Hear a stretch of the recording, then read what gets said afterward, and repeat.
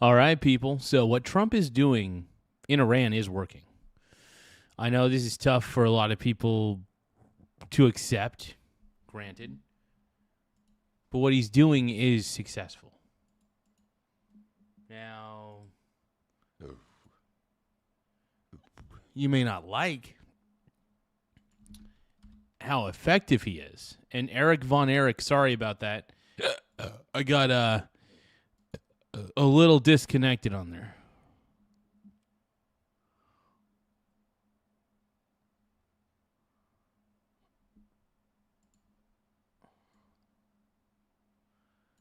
We got a little late night G-Dog. We got Ty Lord and we got Eric Von Erich in the house. Sorry I got disconnected for anybody who was just watching the show. I got disconnected for whatever reason. I don't know what the reason was behind the disconnect. But we're back. That's the most important thing. We're back. We're ready to roll. We're ready to kick some ass. So what up, everybody? It's your boy, Michael Garza, 4-3. But we're here, we're live, and we're ready to go.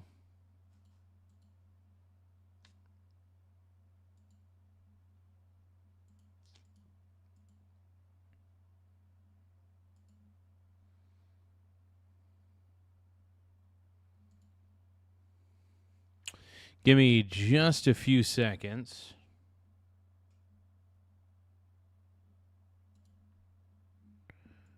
All right. We're here. We're live. We're ready to roll. Thank you guys for being so patient while I get everything squared away here.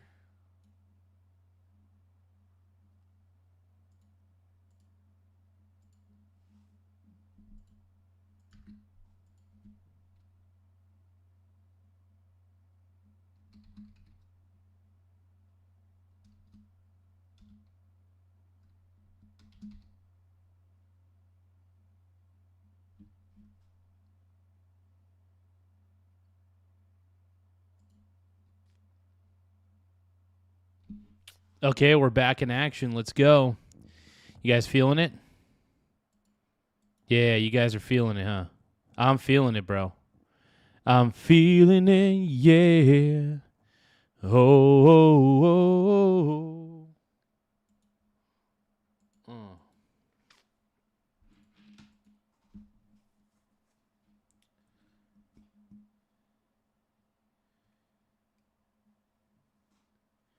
All right, let's watch the show. Here we go.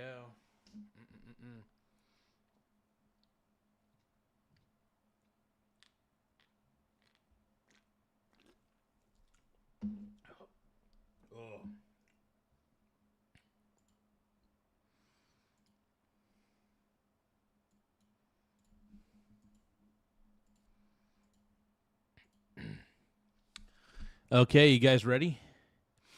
Don't forget to tap the subscribe button in the upper right-hand corner, as it does help the channel grow in more ways than one. Thank you all for being so incredible. You guys are awesome, man. My internet connection kind of crapped out on me. I figured out the problem, though. I needed to reset my actual Ethernet adapter on my desktop computer. So that's okay, though. That's okay. We're back. We're ready to roll, and everything is reconnected.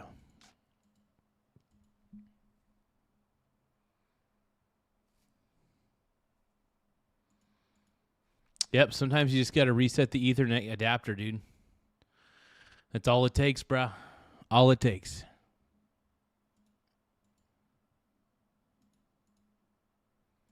So we're ready to roll, I think. Maybe. Nope. Nope. Yeah. All right, U.S. and Iran have a staring contest. Let's take a look at this. President Trump setting the record straight on his Project Freedom plan to reopen the Strait of Hormuz. Right now, Iran keeps poking the orange bear, hitting the UAE, and taking aim at U.S. Navy destroyers in the strait. But the Pentagon says that the ceasefire is still a go. And that's because Iran's military is as flaccid as their Ayatollah. Even the kids get why Iran can't go nuclear. We can't let Iran have a nuclear weapon. You might be too young for this. I don't know if I want. They probably know. They probably know better than most people. But you can't let a bunch of lunatics have a nuclear weapon. That's true, bro. That's true. Iran wants to make it. You cannot let Iran. And the reason Iran can't have a nuclear weapon is simple. Every time they get a leader, no matter what the leadership does, they do something crazy. You don't want a crazy country to have nuclear weapons, period, end of story. Larson Christopher says, damn dynamic IPs, my comments crashed Garza, bring it on, Boomer. Oh, man. Thank you guys for tapping the like button, though. If you guys can, like the stream, subscribe to the channel. The more subscribers we have, the better. So, subscribe to the channel, tap the like button. Do whatever you can. It really does help quite a bit. So, I appreciate all you guys. Let's go. Let's go. Let's go. It's very sad to see. Even shooting those boats, they've got 3-4 guys. They got a little machine gun in front. They're shooting at one of our ships that's meant for it.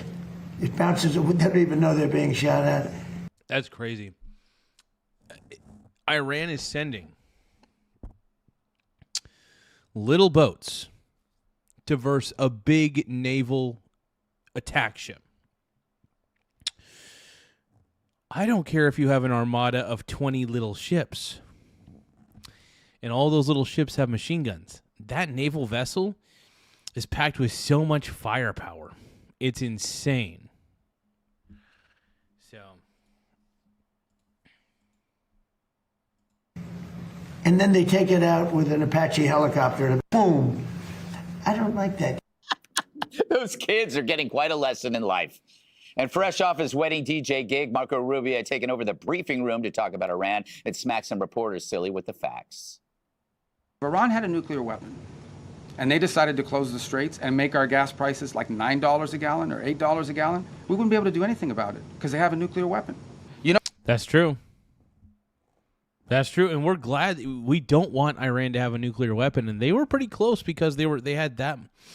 They were like almost to near weapons grade enrichment for that uranium. Really let that sink in, people. Let that sink in.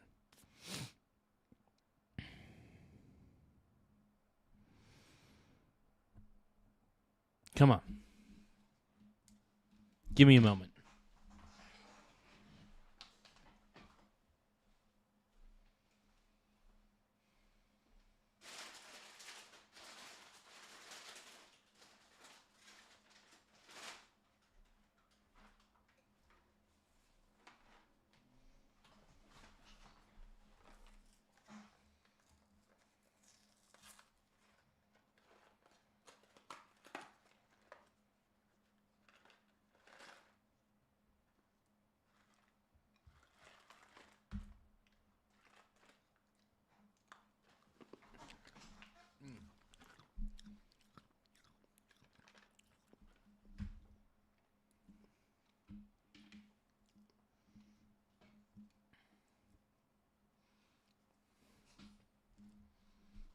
You know what is an act of war? Putting mines in the water.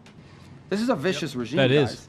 Okay? These And Rubio's been right since day one. He's been calling out Iran for years.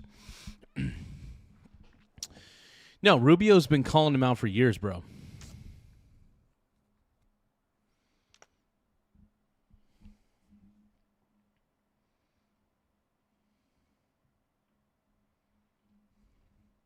are people that hang people from the cranes in the town square. This is what they're doing with the straits. What do you think they would do if they had a nuclear weapon? They really shouldn't test the will of the United States, at least not under President Donald Trump. Many people want to know, what is your DJ name? Make sure that you guys like the stream and subscribe to the channel. Like and subscribe, as it does help the channel grow. It helps push us out on the algorithm. So whatever you guys can do, it really does help in more ways than one. So, yep, don't forget to subscribe and like the stream. The more likes and subs, the better. So I appreciate you guys. You guys are amazing. Let's keep going. Amazing, amazing. My DJ name? Your DJ name. You're not ready for my DJ name. So Dana, Iran seems to be one of the weirder wars in that it's not a military problem because we solved that. It's like a political problem. Trump has to decide how much more time you should strangle Iran's economy. From a political viewpoint, how does that hurt or harm him? It's a weird thing because we're not talking. It's not like the other wars where you're talking about human loss on our side. Yeah, it's the Strait of no moves. Yes. So there's like no news, and so we're just like sitting there waiting. And I understand what the president is saying, and General Kane this morning about how we at the United States has shown incredible restraint of not punching them back squarely in the nose for all the incoming that we are receiving from Iran. They are like No, honestly, we should be going full force on Iran's government. Full force. They've delayed talks for so long. We should not even be waiting on them. We should just be going at them full force. Period. End of story. I mean, that should be the case. Period. End of story, dude. Full force. Full mother effing force, bro. Because Iran's been effing with us for too long, for years upon years. Trump didn't start this war. He's finishing it. Iran started this war a long time ago, and we're winning this war. The U.S. is winning this war. Giorgio, you're a fool. If you think that the U.S. is losing this, I don't know. The left has become so delusional. I mean, seriously, the left has become so incredibly delusional that they think that Iran's winning. Let that sink in. The left has become way too delusional.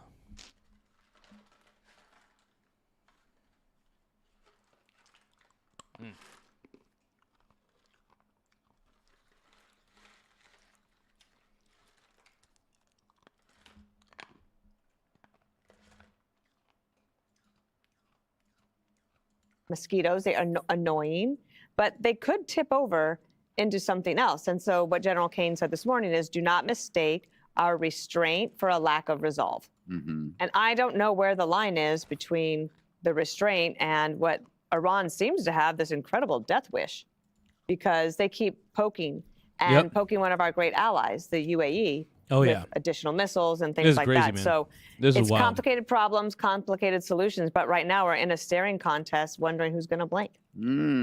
Jesse, it feels like Trump is like the dad in the front seat of the car, and the kids are screaming, "Are we there yet? Are we there yet?" And he's like, "Would you just stop asking? We're almost there." But he's not reaching into the back and smacking the kids. He's showing a lot more composure and restraint, as Dana had said, because now we control the strait and we control the ceasefire. Because we're basically saying this small arms fire coming from the Mosquito fleet, it doesn't even qualify as violating the ceasefire. Small wiener it's so gang. Minimal. We're on. Thank you, Mark Evans, for subscribing to the channel. Make sure you guys like and subscribe if you want to be like Mark Evans. Like and subscribe. But yeah, if you guys want to be like my boy, Shaboy, like the stream and subscribe to the channel. Let's continue without further diversion. Honestly, just dismissing it as irrelevant. Even the missiles that flew across into our allies were intercepted pretty easily. And we're kind of diminishing their own prestige by saying, you know what? We'll say when the ceasefire's over. You guys sit back. This is not really significant enough for us to respond militarily. And that really shows how inadequate the Iranian military is at this point. He also...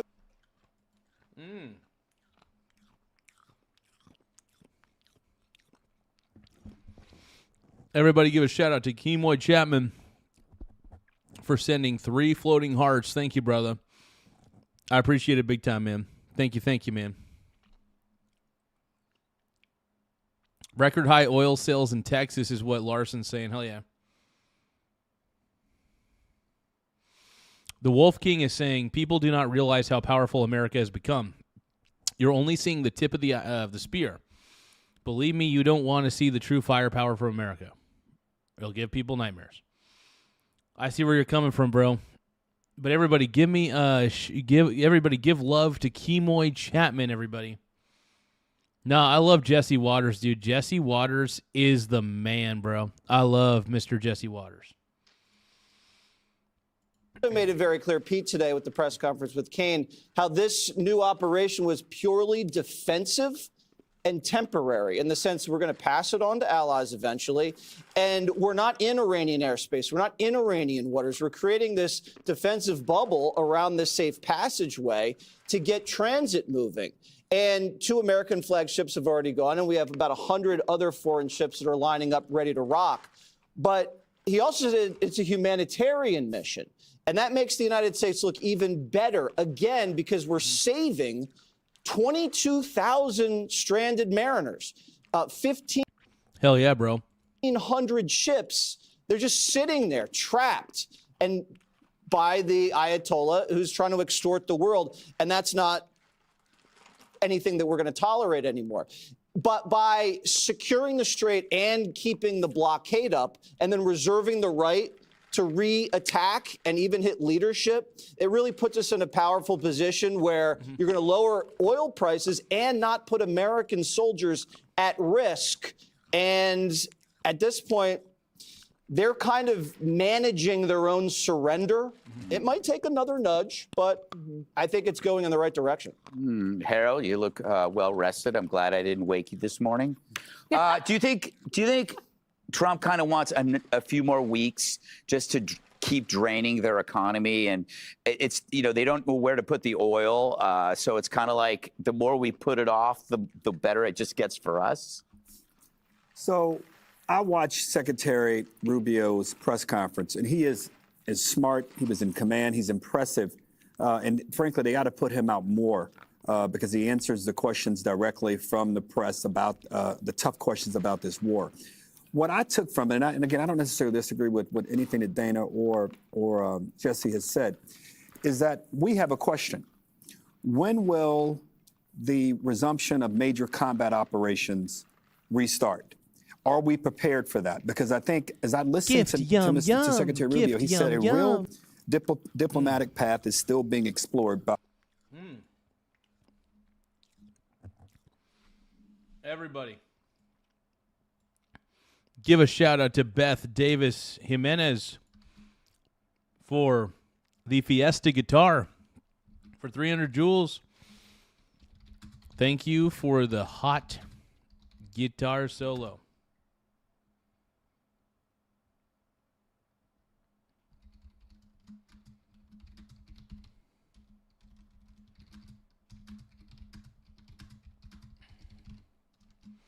Hey, everybody, give a shout out to Beth Davis Jimenez. Thank you for the hot guitar solo.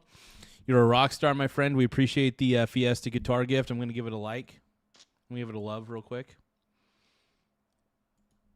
But thank you, Beth. I really do appreciate that. Any gifts you guys want to send, it does help the channel in more ways than one. Let's go. Mr. Witkoff and Mr. Kushner.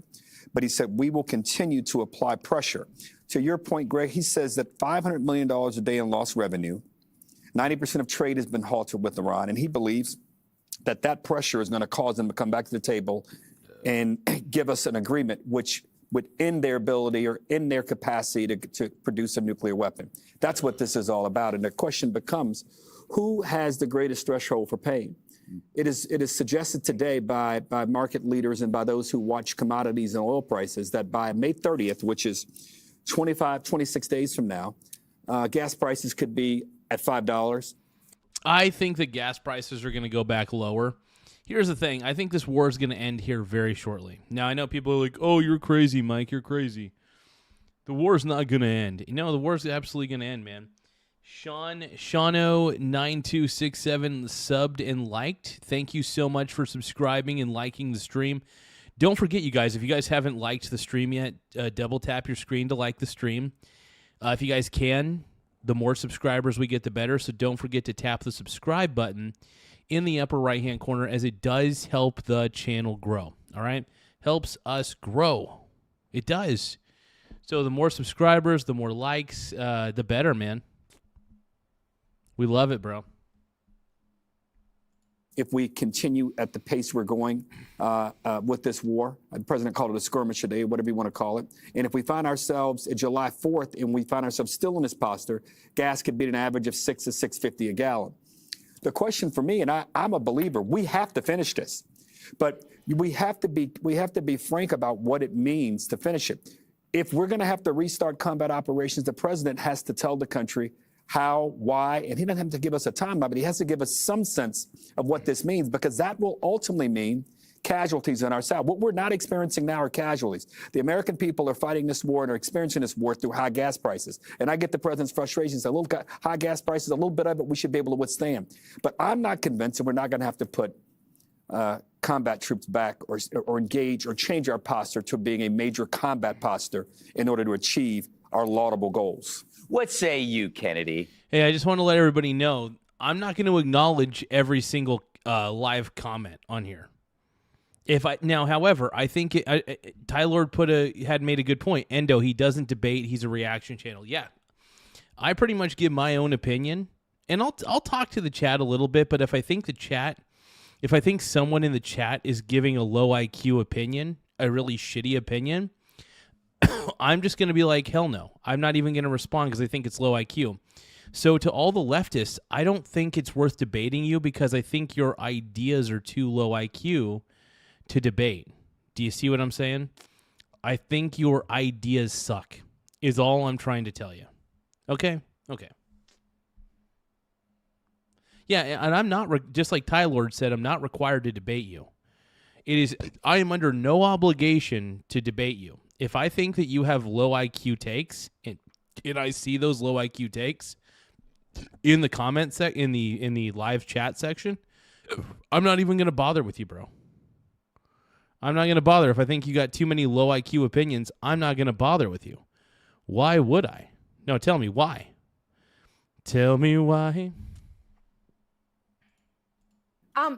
Harold at least has some ideas, which Democrats, especially those who have 2028 aspirations, they do not. And I think this could be one of the most... Oh, you guys, don't forget to like and subscribe to the channel. Once again, if you guys want to support independent media, you want to support our channel, we're pro-Trump, we're pro-MAGA. But if you guys want to support us in any way, shape, or form, like and subscribe. It really does help in a lot of ways. But we dig it, man.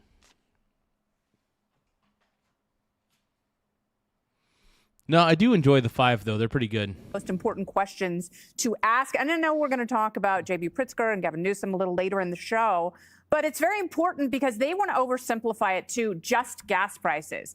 And it is about much more than that. It's about freedom of speech and freedom of movement. Exactly. And not slaughtering tens of thousands of your own people. You know, it is about restraint versus resolve. And the general saying, don't mistake our kindness for weakness. They are willing to go back in there. And it's kind of like being in labor. Because once you're in labor, you can't send the baby back. Yeah. And that's kind of where we are in this conflict, at least by your measure, because it's back in the A block. Mm-hmm. So the 2028 candidates have to decide if this turns into a larger conflict, how are they going to solve it? Because Trump's not going to be here after someone else is elected. So what are they going to say to make the country safer and the world safer? Because you know who has a lot more resolve right now? UAE and Jordan and Saudi Arabia and all of these countries who, you know, they are in what Pete Hegseth would call a 3-point stance. You know, they are ready to go and take back the Middle East from this murderous regime that, to Dana's point, does have a death wish, because to them, death in this physical realm means everlasting eternal life, because it's about God for them and it's about gas. And, you know, they're never going to give up on their idea of this intense theocratic oppression. Hey, we got and the ET. gas, it looks like, is going to have to be taken also from their known as cold dead approved hands. username. Is everybody around the table prepared to put more troops on the ground for an extended period of time in Iran? I don't to think achieve that's our goal. something that's being considered, Harold. Well, no, I think right now he's secured the strait through 2 guided missile destroyers and in a great assembly of A-10s, Apaches, and drones. Oh, yeah. So if you can do that without surging a ground assault team on the coast or Karg, I would say keep this up. I will too, but maybe you just don't want to answer hypothetical, but we may have to put troops back on the ground. And the question You're saying back on the ground. Troops were never on the ground. No, our combat posture will have to change, and we may have to put troops on the ground. Are you prepared to do that? I'm prepared if they need to go in and seize the uranium. That's a high-risk situation. Right. I'd let the commander-in-chief decide that. But in terms of major, infantry on the ground, I don't think that's necessarily being considered. As your press secretary, I would say you don't have to answer that hypothetical. Yeah. Because we refuse to answer those hypotheticals. That's Yes. right. When the hypothetical becomes a reality, I'll repose the question. Okay. All right, enough of this. Be sure to like and subscribe for all the Fox News latest on YouTube and catch full shows streaming now on Fox One.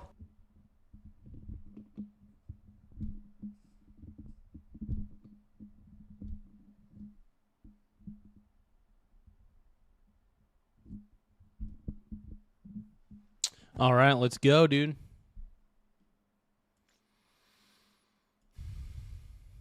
That was a good video, man. That was a good vid.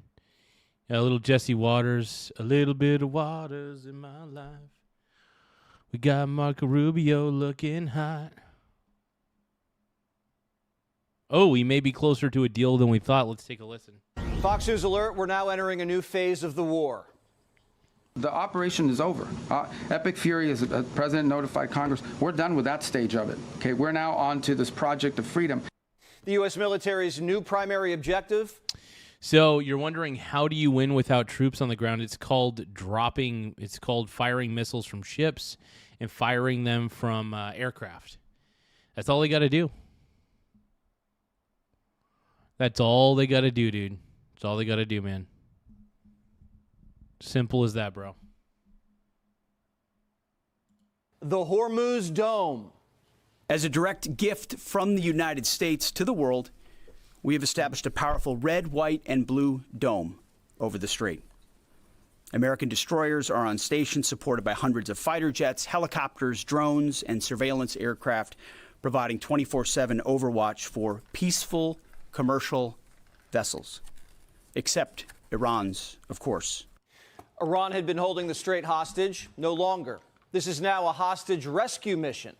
These innocent sailors and commercial crew members have been stranded out at sea because Iran is conducting something that's not just criminal. It's criminal for sure, but it's desperate and destructive, this blockade of the Straits of Hormuz. You start running out of food, you start running out of potable water, essential supplies, and they're at the mercy of this piracy. And what it is, it's piracy. 22,000 mariners have been trapped in the Gulf on 1,500 ships for 2 months. That's wild, man. There's a lot of ships out there that couldn't go through the strait. They just couldn't. And they've been stuck out there for 2 months. I mean, hopefully they got enough emergency rations and things of that nature. Hopefully.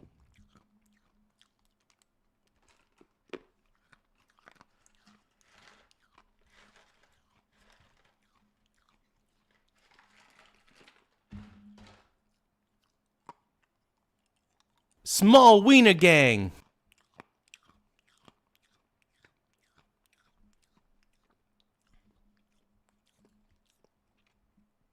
Everybody give a shout out to Malik. Malik, thank you for subscribing. Small Wiener Gang. And also let's give a shout out to Mark Evans. Thank you for subscribing earlier, man. If you guys can, don't forget to like and subscribe to the channel. Like and subscribe. It really helps us out. Small Wiener Gang. More likes we get, the better. And once again, round of applause to Mark Evans, man.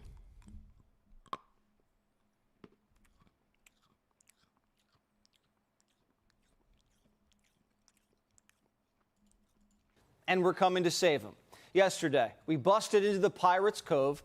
Our 2 guided missile destroyers, the USS Truxtun and the USS Mason, sailed right through the strait without a scratch. And 2 American cargo ships squirted right out. Now, hundreds of ships from around the world are lining up and ready to bust loose. The Pentagon promises safe passage for all ships except for Iran's. We're watching from high in the sky. CENTCOM has established an enhanced security area on the southern side of the strait that is now protected by Hell yeah. U.S. land, naval, and air assets to help defeat further Iranian aggression against commercial shipping. More than 100 fighters, attack aircraft, and other manned and unmanned aircraft synchronized by the 82nd Airborne Division are in the air 24 hours a day, providing defensive overwatch for the enhanced security area. Seahawk choppers and Apache helicopters are providing close air cover, locking in on any targets. F-16 Falcons, too, sitting out.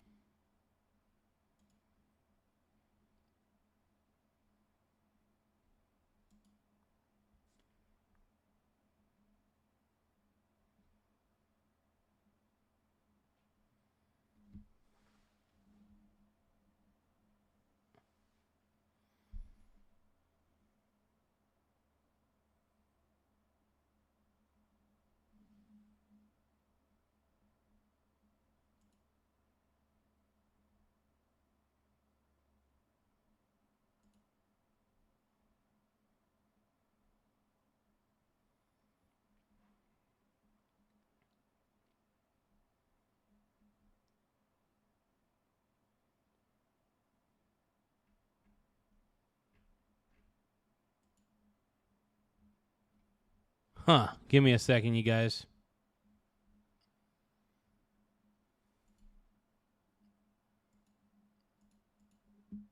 Outside the strait, one of our finest carriers, the USS Bush, hosting 60 aircraft on deck and pulling double duty, also enforcing the embargo. Every vessel's free to sail in and out except those coming to and from Iran. The total number of ships blocked in by the quarantine, we're now at 51. Here's a sailor aboard the USS Murphy delivering a warning. There's nothing the Persians can do to stop it. They've got 3, 4 guys. They got a little machine gun in front. They're shooting at one of our ships that's meant for it. It bounces. Yeah, it's like, dude, the Iranians are crazy. They're sending little tiny ships to try to take on huge destroyer carriers. And they think that that's going to be effective? Come on, man. Come the frick on, bro. Approved username, also known as ET, says, Garza, can I get a shout out for yourself? Okay, I guess I'll... Hey, everybody give a shout out to Michael Garza, the greatest Trump supporter of all time, the greatest YouTuber of all time, allegedly. I'm going to say allegedly to the greatest YouTuber of all time. ET thinks I'm the GOAT. I'm pretty sure he does. I'm assuming he does. I'm assuming.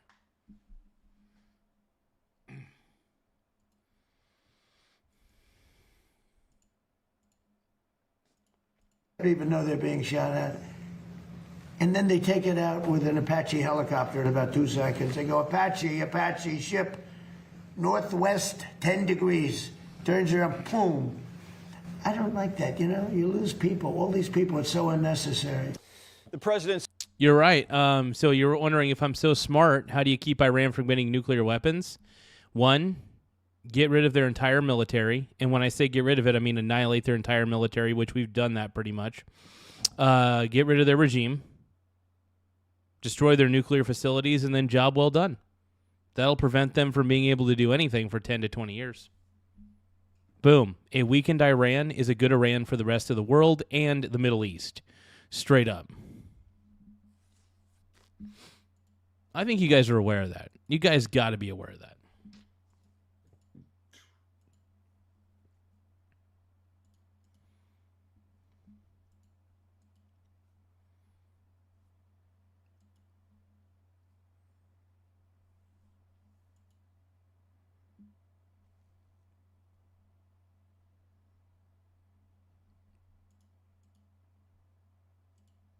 Says the Iranian Navy's been reduced to a hollowed-out band of pea shooters. Oh, we got Uncle Chris in the house. What's up, Uncle Chris? We love you, bro. Just riding on a bunch of rusted-out Boston whalers. Remember the report about the Iranians strapping mines to dolphins? Well, the War Department, they got a kick out of that one. Can you kind of clarify? Wait, they were strapping... Were they... I bet that's a myth. This is crazy. If they were strapping mines to dolphins, that is insane. I don't even know how that's possible. How is that possible? Tell me how that's possible. I don't think that is. I think it's a load of baloney, bro. A load of baloney. Verify these reports of kamikaze dolphins that we've heard about. I haven't heard the kamikaze dolphin thing. It's like sharks with laser beams, right? And I can't confirm or deny whether we have kamikaze dolphins, but I can confirm they don't. We're only going to fire when fired upon. This is purely a defensive operation, guaranteeing free navigation in international waters. We're not even operating in Iranian water or airspace. This is not an offensive operation. This is a defensive operation. And what that means is very simple. There's no shooting unless we're shot at first. I know a number of those fast boats have now been targeted and will continue to be if they pose a threat to our forces. We'll shoot down drones, we'll shoot down missiles, but it's defensive in nature. This is defensive. The Trump administration's being very clear. Epic Fury and Project Freedom are two separate and distinct missions. Have the Iranians dispatched a half dozen pirates from the Mosquito fleet with small arms fire trying to harass our Navy? Yeah. Have they fired off a few drones and missiles at our ally? Yeah. Yep. But they didn't hit a thing. They can't. The Pentagon says it didn't even qualify as a ceasefire violation because it was so minuscule and ineffective. Raising Cane says it was probably just a bunch of low-level kinetics and the Iranians are just grasping at straws. They've fired at U.S. ships several times in the last 24 hours. What do they need to do to violate the ceasefire? Well, you'll find out because I'll let you know. They know what to do and they know what to do. And they know what not to do, more importantly. The Iranian response to the U.S. blockading the strait has been so weak that we're not even really taking it seriously. In fact, Hegseth suggested it came from rogue lieutenants cut off from command and control. And Iranian negotiators were furious because it exposes their weakness. A former Navy SEAL told Primetime last night that the Iranians with AK-47s on fast boats didn't even want to leave port. It's a suicide mission, but their commander sent them to die by Apache gunfire. Jeez. Rubio says they That's should all insane. be fitted for straitjackets. The time's come for Iran to make a sensible choice. And it's not easy for them to do that, obviously, because they have a fracture in their own leadership system. And apart from that, I mean, the top people in that government They're are, cooked. to say the least, they're insane in the brain. It takes a special type of beast to die in a bunker. These freaks haven't had a breath of fresh air in 8 weeks. Their so-called supreme leader's gay, has one leg, no lips, and a team of Persian Damn. surgeons are stockpiling anesthesia. The gay Ayatollah, from what I've heard.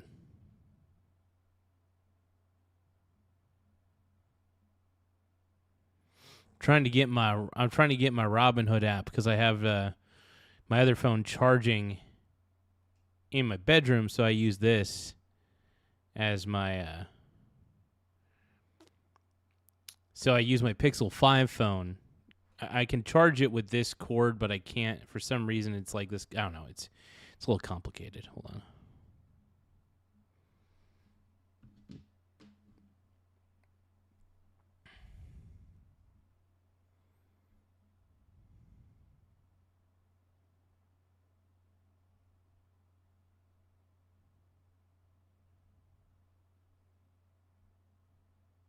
Give me one moment, folks. I have to type in some stuff on my phone, so bear with me here.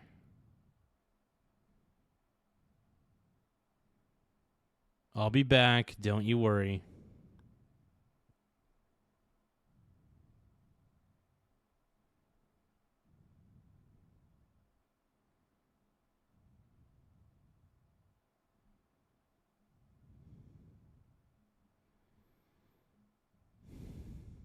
Maybe.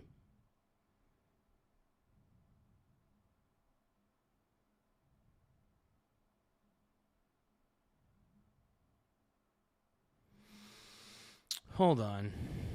Trying to remember what my credentials are for this. Give me a second, you guys. Just a few more moments.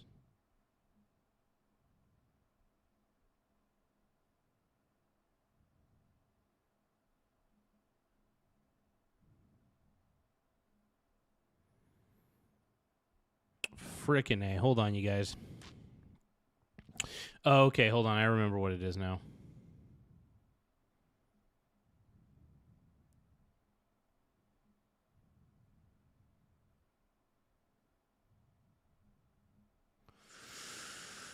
It took me a second, but I think I might have just figured it out.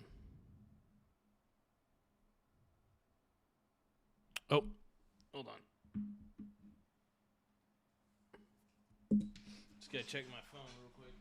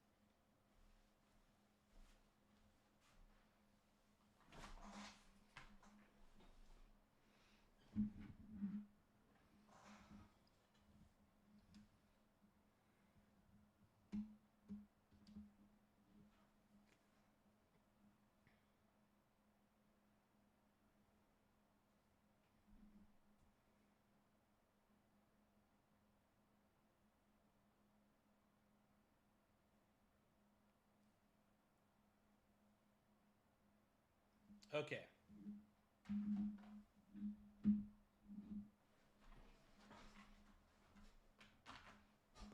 All right. Oh, you're awake. Are you waking up? Okay, you're awake. Good. I can see you. Because I need you and I want you crawling underneath my skin.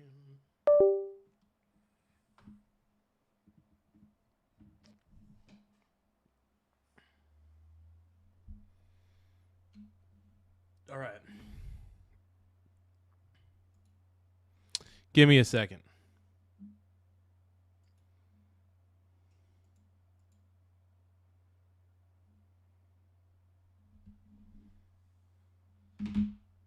Okay, I'm back.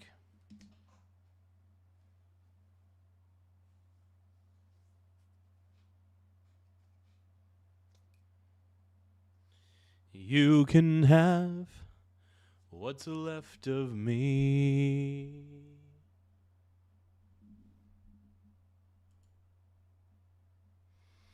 Make me whole once again. Because they're about to give him a facelift. They haven't been paid in 2 Fridays, and a block of cheese costs 9 million reals. Iran is seeing 50% inflation. They've moved money from their sovereign Their economy is crashing. Would you allow their financial system then to fail? Well, I guess so, because we're making it fail, right? Yeah. Is that what it takes? I hope it fails. Is that what it takes? You know why? Because I want to win. General Jack Keane thinks the country's ripe for revolution and says the Trump's the man, and honestly, I think that Iran's people are going to see how weak the Iranian military is and how weak the Iranian regime is, and they're going to realize, holy shit, we need to surrender or we need to quit. Something's got to happen. Something has to give. The CIA's already setting the table. The main challenge? The bad guys are the ones with the guns. Do you plan to arm them soon? Well, I don't want to say that, but yeah, I mean, people say, why aren't they protesting? They want to protest, but they don't have any guns. So you could have 200,000 people protesting and have 5 or 6 sick people with guns.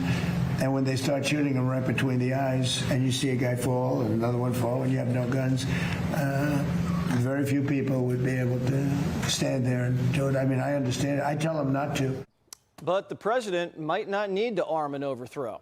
We might be closer to a deal than we think. This just in. Fox News alert. The president says, based on the request of Pakistan and other countries, we have mutually agreed that while the blockade will remain in full force and effect, Project Freedom will be paused for a short period of time to see whether or not the agreement can be finalized and signed.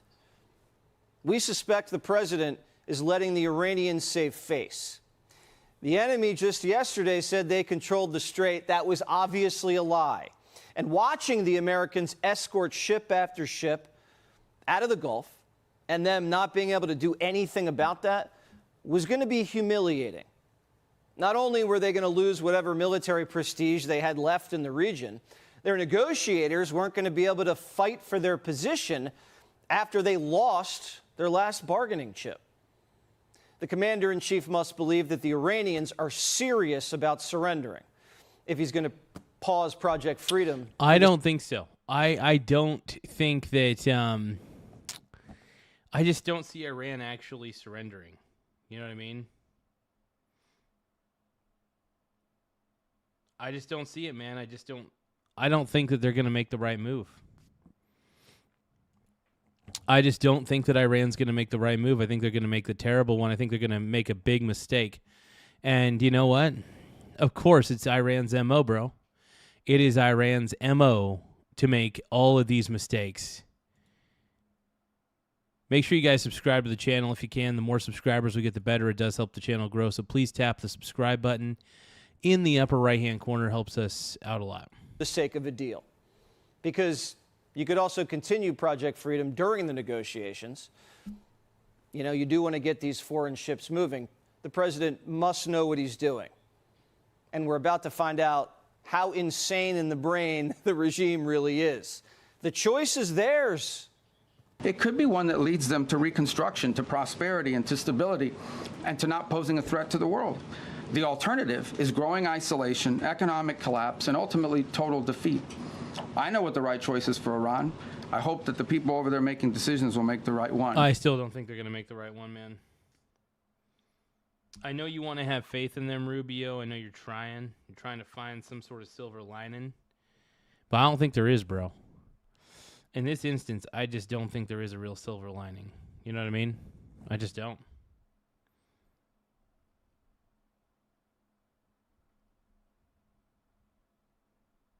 Hold on.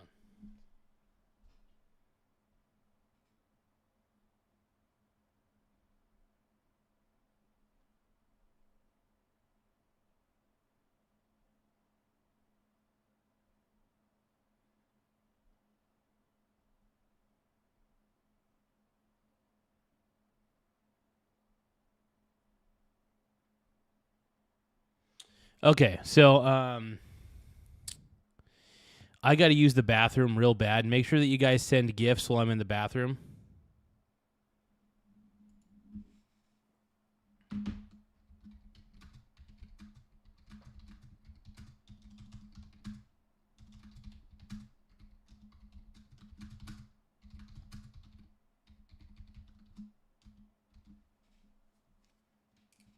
BRB, BRB. LOL.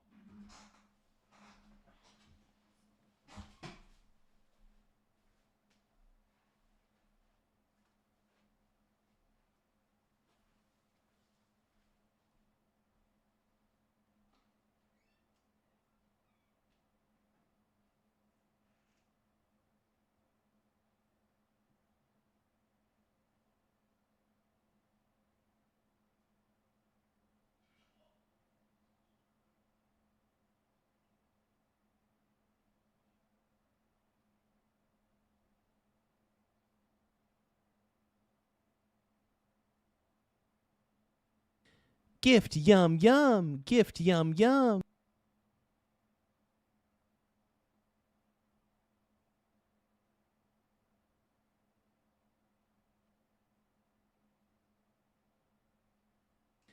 Gift, yum, yum. Gift, yum, yum.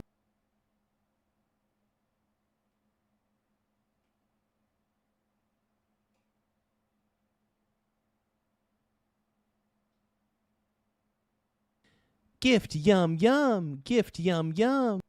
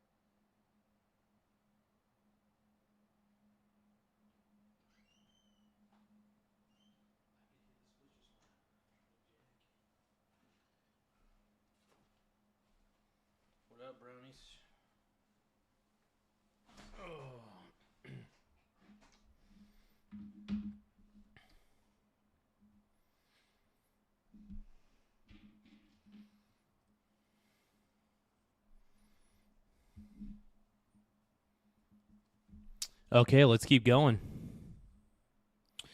You guys ready? You guys ready for this? Yeah. Oh, yeah. You know it. Let's go, bro. The Iranians realize they're not dealing with Barack Obama. They're not going to string us along for 2 years. John Kerry hands them a check, and they make a promise they know they'll. John frickin' Kerry, bro. John Kerry. God dang it. Nobody likes John Kerry. Well, John Kerry wasn't the worst president ever. Well, he wasn't even president. But he tried. He tried. They'll break. He was giving them cash. He sent plane loads, a Boeing 757, took the seats out and put green cash, 1.7 billion in the plane. That's a lot of billion. That's a lot of billions, man. It's a lot of money. Every bank in Virginia, D.C., and Maryland was stripped of their cash. And after giving them tens of billions of dollars, they screwed Obama, okay? They screwed Obama.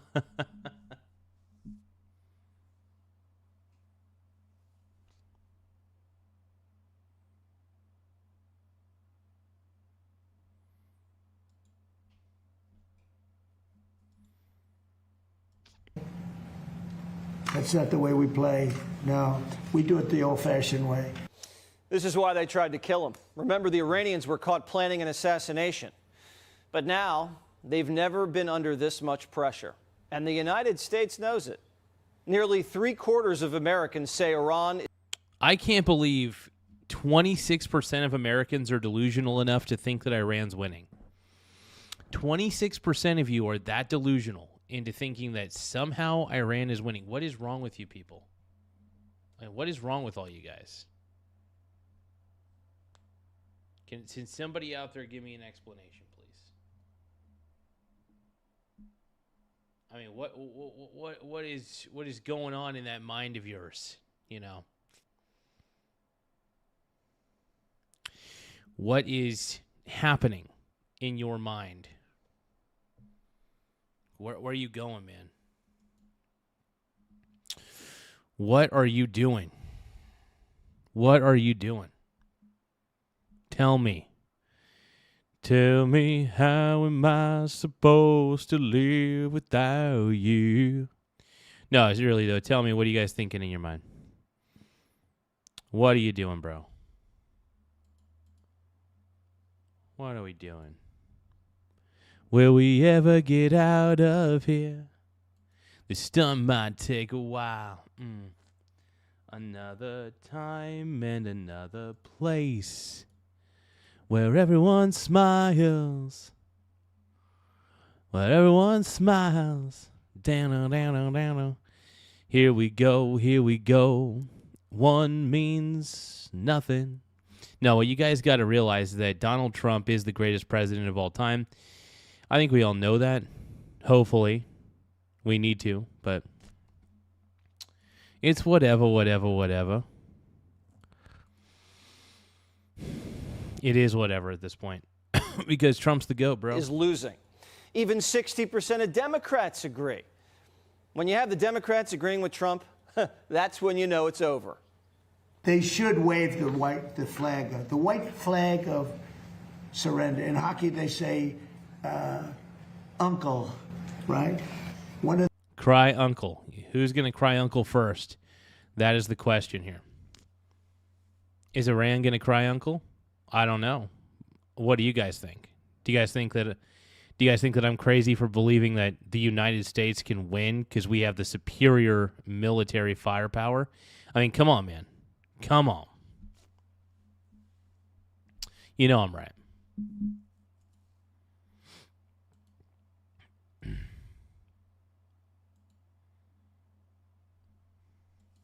I think most of you guys are aware that I'm right, right? Come on. Come on. Come on. When are they gonna cry uncle? Are the Iranians going to cry uncle before American drivers? Stocks did hit another record high today, and oil was down $4 a barrel, but prices at the pump were high, $4.50 a gallon. Will it go higher? Well, we're about to find out. Maybe it will, maybe it won't. The president says it's going to go down soon. And the Secretary of State says, imagine the alternative. If Iran had a nuclear weapon. Oh, by the way, if you guys can, double tap your screen to like the stream. One more time, double tap your screen to like the stream. It does help the channel grow. The more likes we get, the better. But yeah, double tap your screen to like the stream. Let's go. Let us go. Weapon. And they decided to close the straits and make our gas prices like $9 a gallon or $8 a gallon, we wouldn't be able to do anything about it because they have a nuclear weapon. And a nuclear-armed Iran could do whatever the hell they want with the straits. Oh, and also, if you guys can, don't forget to tap the subscribe button in the upper right-hand corner. Once again, if you can, don't forget to tap the subscribe button in the upper right-hand corner. Let's go, dude. And there's nothing anyone would be able to do about it. That's the world none of us want to leave behind. It won't happen under this president's watch, but some future president and in the future Americans will have to deal with this. So just one more example of why these guys can never be allowed to have a. But yeah, once again, we just got an influx of likes. If you guys think Marco Rubio's the man, double tap your screen to like the stream. If you think that Donald Trump is the man, double tap your screen to like the stream. If you guys are honestly just tired of all the craziness that comes with the Democrats, double tap your screen to like the stream. Let's go, bro. Nuclear weapons. DJ Marco makes a good point. But dude, DJ Marco Rubio, by the way. And if you guys can, like I said, we're trying to get to 100. Well, actually, we're trying to get to 100 likes in 50 minutes. Once again, we're trying to get to 100 likes in 50 minutes. So please take your time to double tap the screen to like the stream. It really does help the channel grow in a lot of ways. So like I said, double tap your screen to like the stream. Let's go. that is just theoretical for a lot of people. Everybody knows it. Everybody knows it. The president knows he promised this was going to be a quick excursion, and it has been. But he's not going to be pressured or slow-walked into a bad deal. Small wiener Wiping gang. out the Iranian threat is a gift to the next. Hey, everybody, give a shout-out to Dominique Roy, everybody. Thank you for subscribing to the channel. My pink brony bro. And we dance at the gay clubs, oh my God. So, like I said, double tap the screen and tap the subscribe button. Once again, double tap your screen and tap the subscribe button afterwards. Generation of Americans, and sets the United States up for a healthy and wealthy 21st century. The president appears to be very committed to taking care of the Iranian nuke program once and for all. They really shouldn't test the will of the United States, at least not under President Donald Trump. He has proven time and again that he will back up what he says. And if they test him, ultimately they will lose. The hard way, the easy way, the long way, the short way, they will lose. Marco Rubio is 100% right, bro. Trump's coming for him. Trump is coming.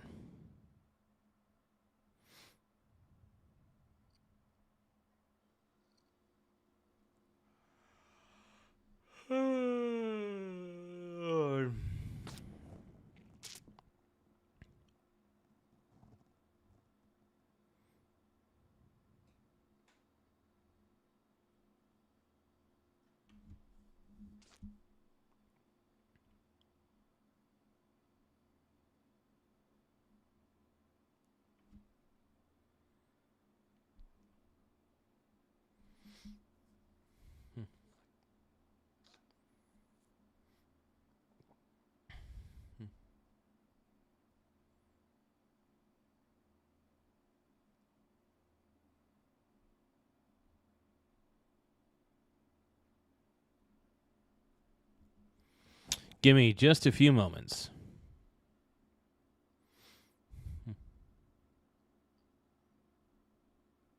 Here we go. There is quiet normalization. This is an interesting one. This is the Will Cain show. There is a quiet normalization and acceptance of political violence, says Vivek Ramaswamy. Welcome back. I do like Vivek. I think he's an interesting fella. Should he be president? I don't know. But he's got some good ideas. When it comes to glorifying violence, enough is enough. New court documents reveal the man accused of setting off the Palisades fire. If you guys are tired of the left's political violence, a lot of political violence does appear to originate from the left. And a lot of the leftists on the social medias basically seem to be okay with it. It's disturbing. So if you guys are tired of the left and you guys just want to avoid the left at all costs, make sure that you guys double tap your screen to like the stream. We're just really kind of done with the left. Not just kind of, completely done with the left. So double tap your screen if you guys are pissed at the left and are tired of them doing what they... If you're tired of them, like, with all the death threats and all the terrible stuff, I'm done with the left, bro. I am done with the left. Period. End of story. You know it. I know it. The American frickin' people know it, bro.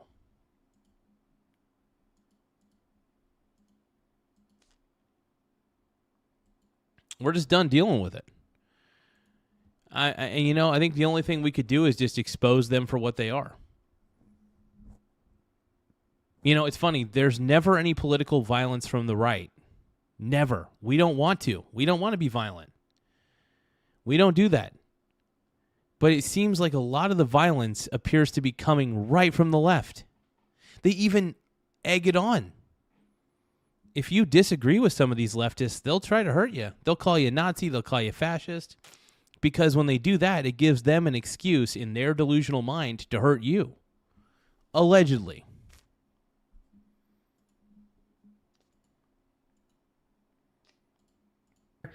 Was allegedly fixated on Luigi Mangione and held a resentment of the rich. Prosecutors writing in the weeks and hours leading up to the fire, the defendant fixated on Luigi Mangione, who allegedly murdered the United Healthcare CEO in New York City on December 4th, 2024. Searching the terms "free Luigi Mangione" and "let's take down all the billionaires," and Reddit "let's kill all the billionaires" on December 12th and 13th of 2024. Meanwhile, over in Pennsylvania, a Democrat Senate candidate was taken into federal custody after allegedly leaving violent voicemails threatening President Trump and a member of Congress and their family. According to the affidavit, Raymond Chandler allegedly left messages for a congressman saying, "I want you to kill the president," and disturbing. That's messed up, bro. That is some messed up crap, bro. I'm not... Yuck. This guy right here... disgusting. Absolutely disgusting. Nasty, bro. Described disturbing. I'm just tired of the political violence. You rarely, and I mean rarely, see political violence from the right. It does happen, don't get me wrong. There's always crazies on both sides. But there appear to be more crazies on the left versus the right. The left has like a ton of crazies, whereas the right has crazies, but they're more like kind of down here. Not as many. And there's a lot of messaging within the left, and they seem to be celebrating whenever Trump gets harmed. I don't like that. I think none of us should. We should stop celebrating that. It makes zero sense to celebrate something disgusting like that. If you guys can, though, don't forget to tap the subscribe button in the upper right-hand corner. Once again, don't forget to tap the subscribe button. And also, if you guys can, double tap your screen to like the stream. The more likes we get, the better. We're a smaller channel, but we're trying to get pushed out onto the YouTube algorithm a little bit further. So double tap your screen to like the stream. Thank you guys a lot. Let's keep going. Let's keep rolling.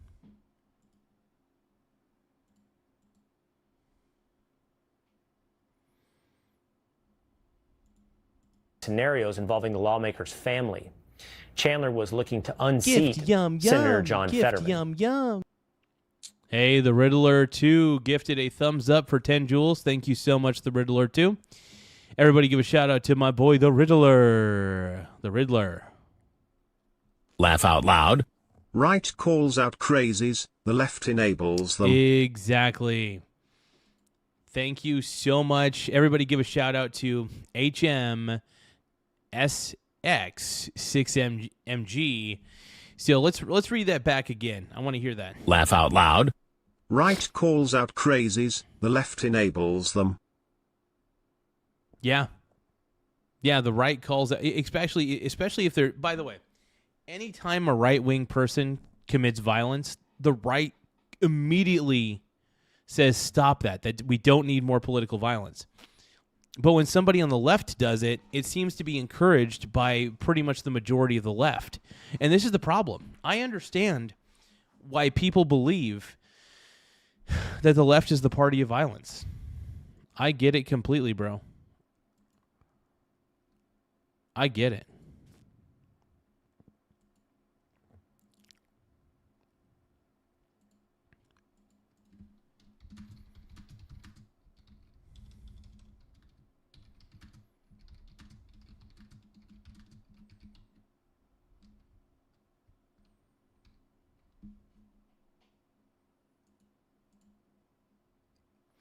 But yeah, I'm a huge fan of President Trump. I just think at the end of the day, President Trump is the GOAT, one of the greatest presidents we've ever had in the presidency, man. Straight up.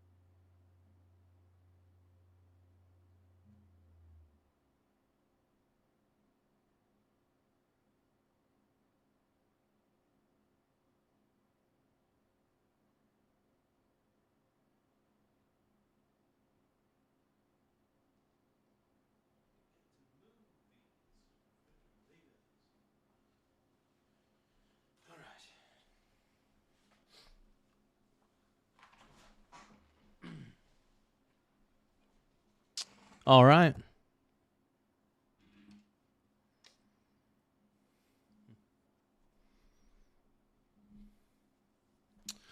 Okay, we're back.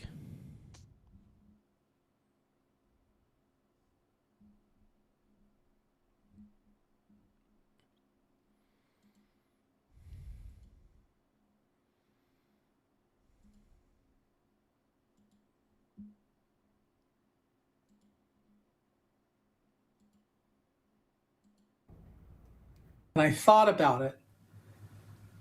And that Friday, I thought, you know what? I think I'm going to run against John Fetterman.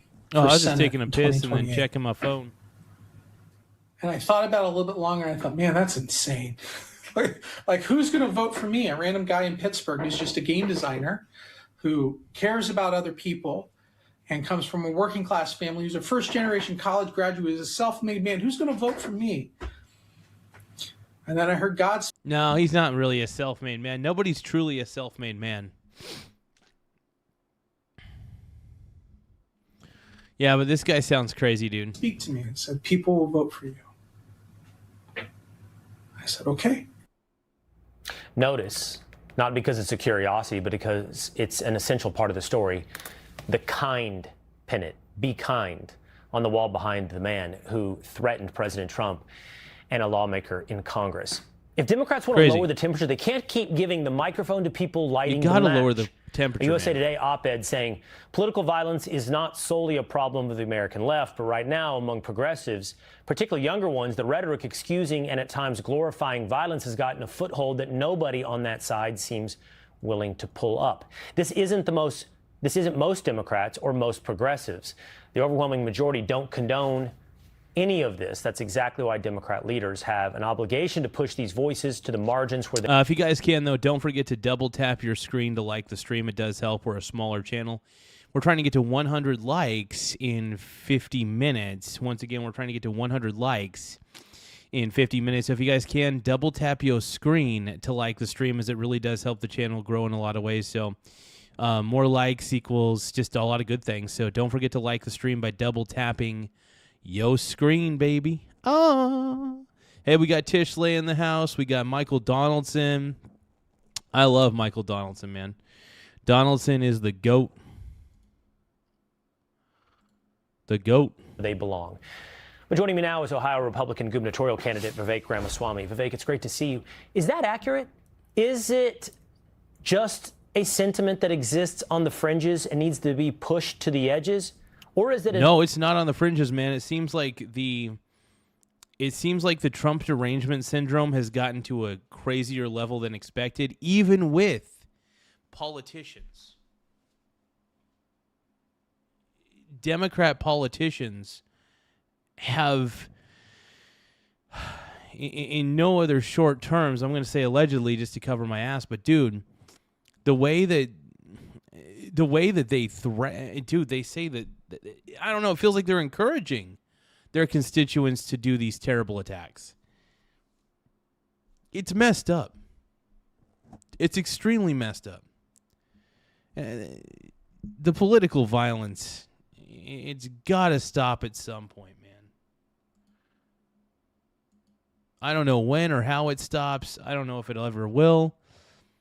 But at a certain point, you just got to say that enough is enough. You just got to say enough is enough. Period. End of story. But yeah, if you guys can, do not forget. Yeah, I don't know. Some of the leftists in the chat, Michael Donaldson, they keep saying these ludicrous things like Iran's winning, and they're not winning. Iran is losing this by a long. They're losing it so hard, dude. So to anybody who says that Iran's winning, check yourself at the door. Check yourself in the mirror. But if you guys can, double tap your screen to like the stream. If you guys love Trump, you guys are big fanboys, and you agree with me that Trump is the man, double tap your screen. We're a Trump-friendly channel. We're pretty MAGA-friendly. We're really pro-freedom at the end of the day, though. If you guys are pro-freedom, double tap your screen to like the stream if you want. Up to you, but I don't know, man. Really concerning percentage of Democrats maybe not be willing to commit violence, but are tolerant of those who seem willing to commit violence.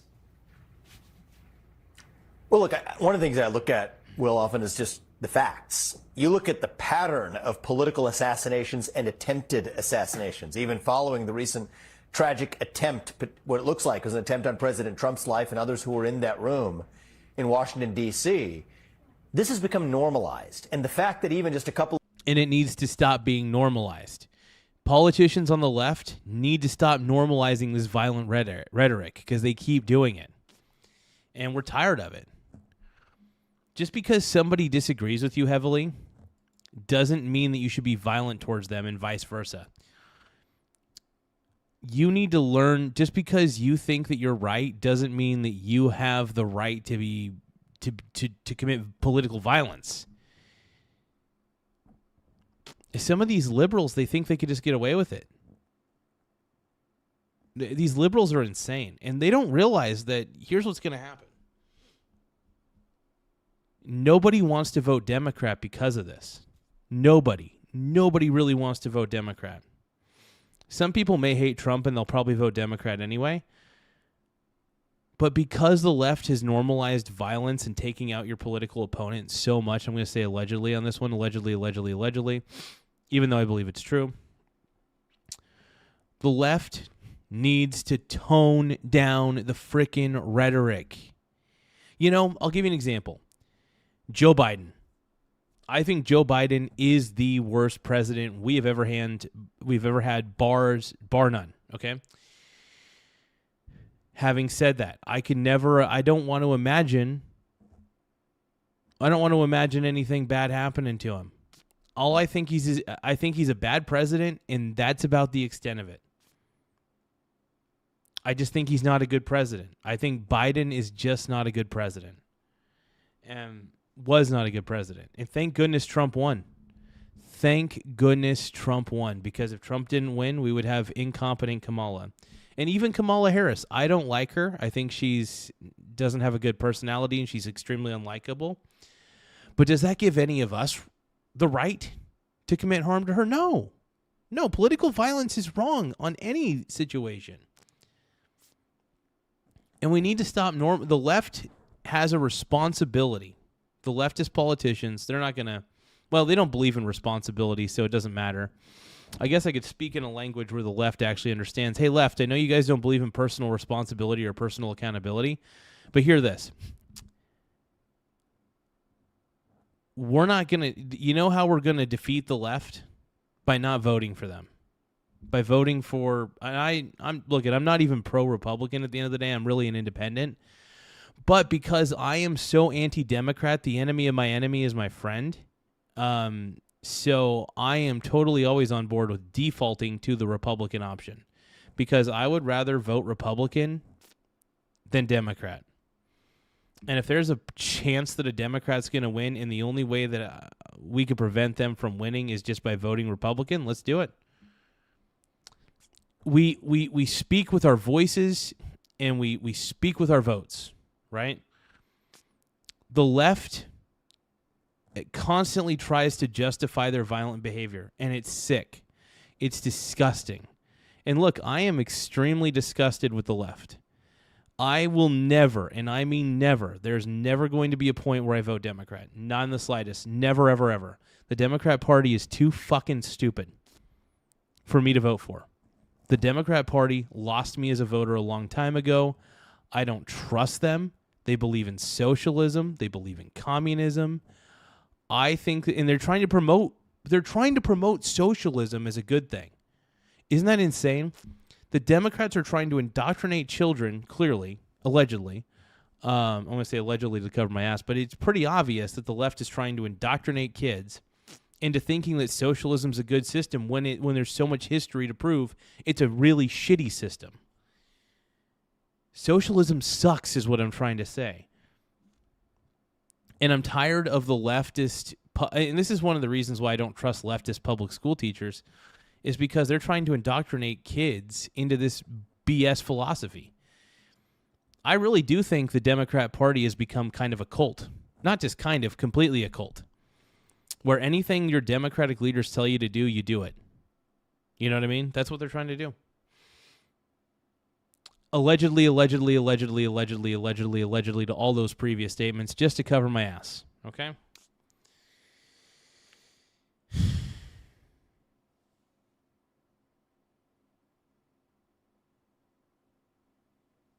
Yeah, if you vote for a Democrat, you're basically voting for socialism. You're saying, hey, I like socialism. I'm going to vote for socialism. That's what happens if you vote Democrat. John says accusation is confession. I don't know what that means. Are you saying when the left accuses somebody of being a Nazi that they're really telling on themselves? Because here's the thing. The left doesn't call you a Nazi because you are one. It's because they want to be the Nazis. Like, let that sink in. When you hear the left say defund the police, it's not that they don't actually hate the police. They want to be the police. Right? This is textbook. It's projecting, yes. The left is the party of daddy issues and projection. The things that they accuse you of being are the things that they really are. If they accuse you of being a fascist, deep down, they really want to be a fascist. So that's the way I see it. I mean, that's the way I've been able to decode it. You know?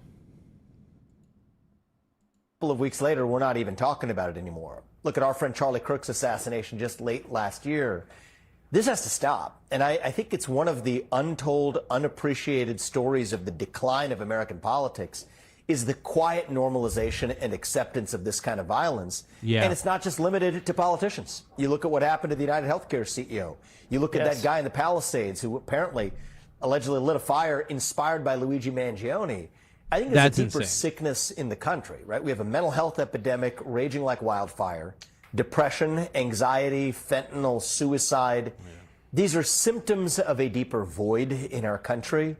And I think we live in this moment where we have to fill that void with the real thing, or else it's going to keep showing up in these toxic ways, Will. And so, yes, political violence is always wrong, no doubt about it. The violence committed by that man in the Palisades was wrong. There's no justification for it, but if you look at his stated justification, an attack on success, an attack on capitalism, I think there's something much more deep to discuss there about the root cause. Well, the thing is, these socialists have never really lived. They don't understand economics. That's the problem. Socialists don't understand economics, because if they did, they wouldn't be socialists. Seriously.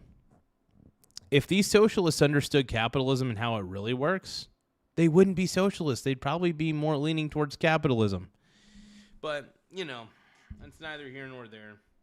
A lot of these socialists were indoctrinated in public school and college, and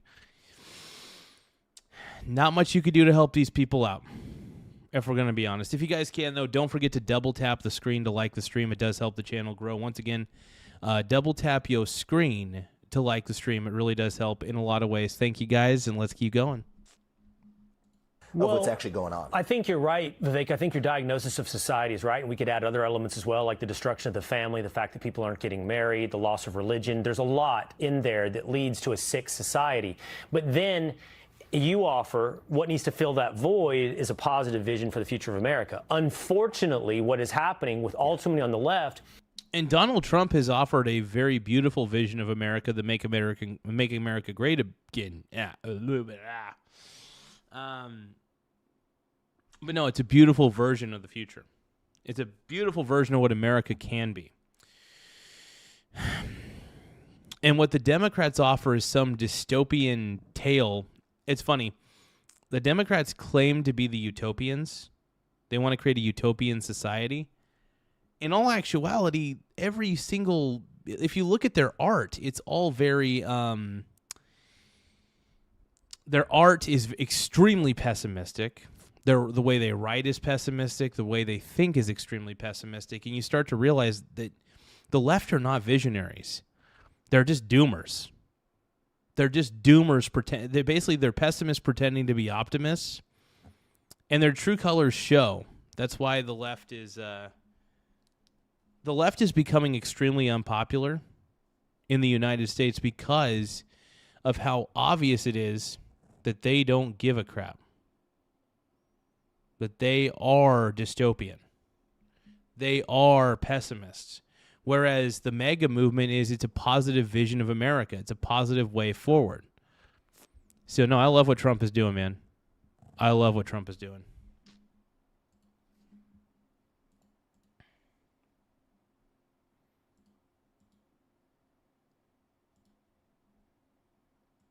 Is an irresponsible urge to step into that and light matches and fan flames. And we could point to and play montages of Democrat politicians showing those matches being lit. We could even go to last night. You know, Vivek, I'll talk about this later in the show, but we could go to the Met Gala last night and look at these 1%ers talking about the 1% and vilifying the rich.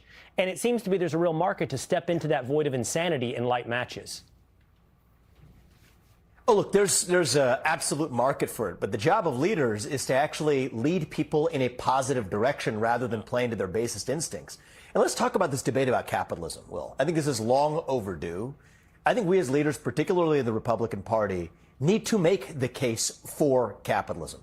I mean, capitalism speaks for itself, though. We don't experience true capitalism because government has interfered with capitalism for a very long time. No, just saying. Just saying.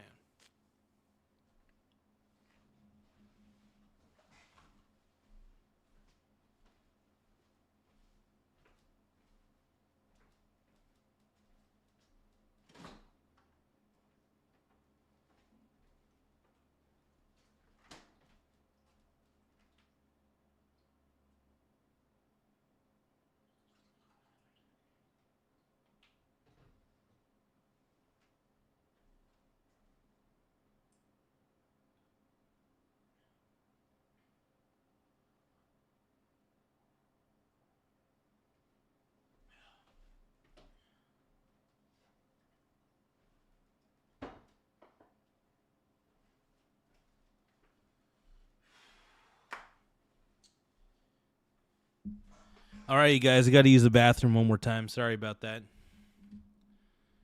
BRB.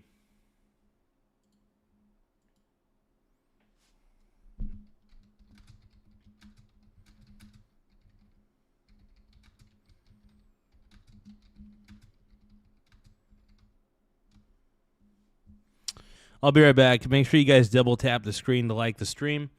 The more likes we get, the better. It does help the channel grow. But yeah, double tap your screen to like the stream, yo.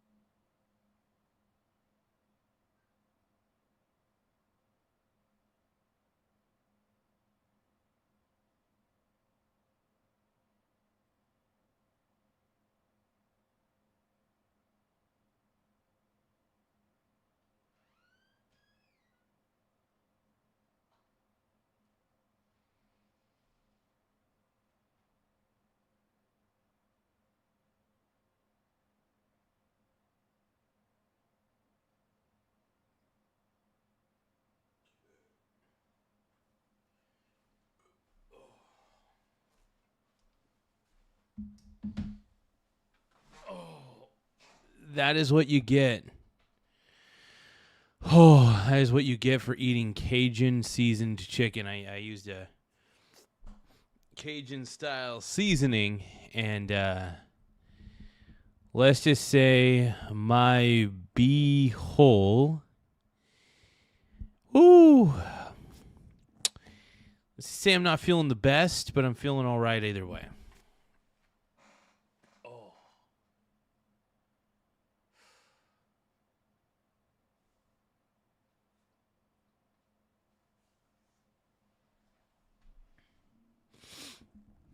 All right.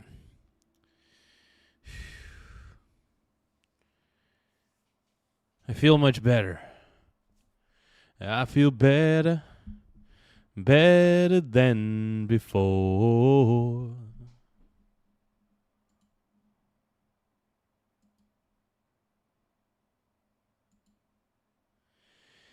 Happy Cinco de Mayo. Hell yeah. Hell yeah.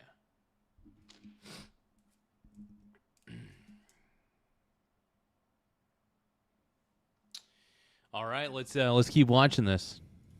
The greatest system known to the history of man to lift people up from poverty.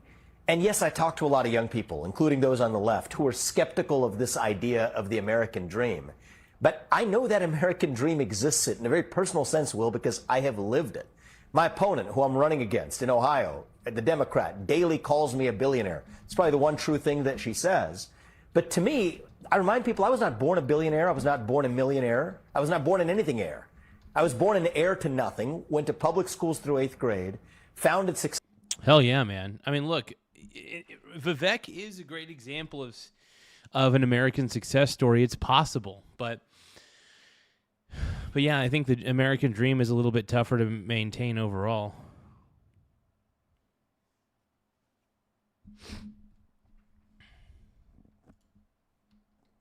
Give me one moment.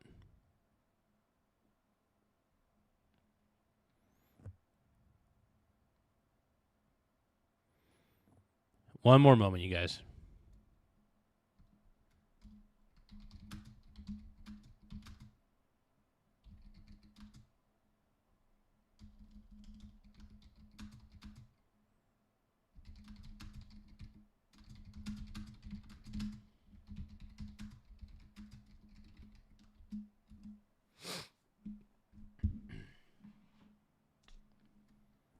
Give me one moment.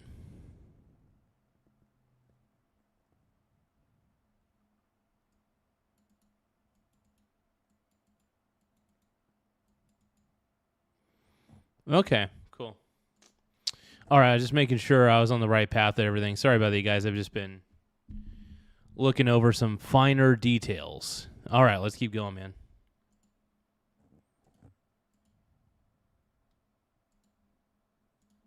Successful multi-billion-dollar companies. And the extraordinary part of that story is that it's not that extraordinary. In the United States of America, where most people who achieve financial success are self-made. And I just think that's a message we need to deliver, particularly to the next generation of young Americans. Absolutely. The number one Because factor it can happen. You that could be determines successful. whether you achieve your goal in life. And you can be a success story. It is utterly possible. It's not impossible.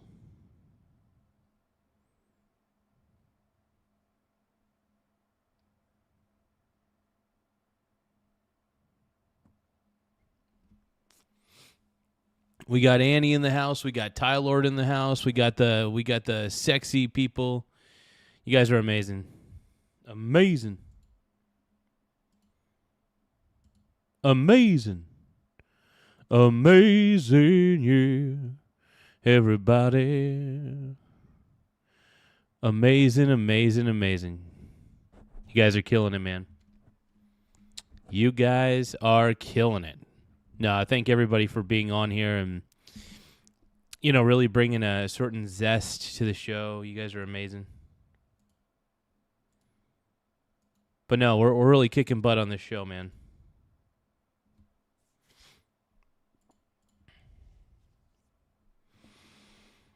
La la la la. It goes around the world just la la la la. And everybody's singing la la la la. and all the bells are ringing. Na na da da da. Everybody's singing around the world, around the world. All right, let's keep it going, man. Not the only factor, but the number one factor that determines whether you achieve what you want in life is you. It's not the billionaires. It's not the white people. It's not. Yeah, and the thing is, I mean, look, if you want to succeed, you got to do your best to develop skills. You try. It's not always going to be easy. But I will say America's one of the bigger lands of opportunities, and respect the hell out of it, man. Will Cain's a stud, by the way. I love Will Cain. As you could tell, we have the same hairdo. No, we don't. But yeah, no, Will Cain's the man. Love our boy Will Cain. Stud. Not the black people, the patriarchy, the Jews. It's none of it. And I think that that's what the American dream is built on. And I believe that, I'm not going to counter the Democratic Party for this, but in the Republican Party, I think we can use more leaders who are willing to stand up and actually say it rather than buckling and tipping a hat and bending the knee to this new anti-success, victimhood-laced ideology. Yeah. Well, today is Ohio primary day, Vivek. We wish you the best of luck. You got the endorsement of President Trump. Vivek uncontested in the Ramaswamy. primary. We look forward to talking to you throughout into the general. Yeah, and I'm hoping that Vivek wins in Ohio. I think he will. Vivek's a stud, dude. Vivek Ramaswamy. It will be interesting to see if he can win in Ohio. I don't know if he will or not. I'm not too sure what the demographic in Ohio actually is. I think more people are just as upset with the left as anybody else, but, you know, hopefully they vote for Vivek, and we'll see what happens, man. Ramaswamy.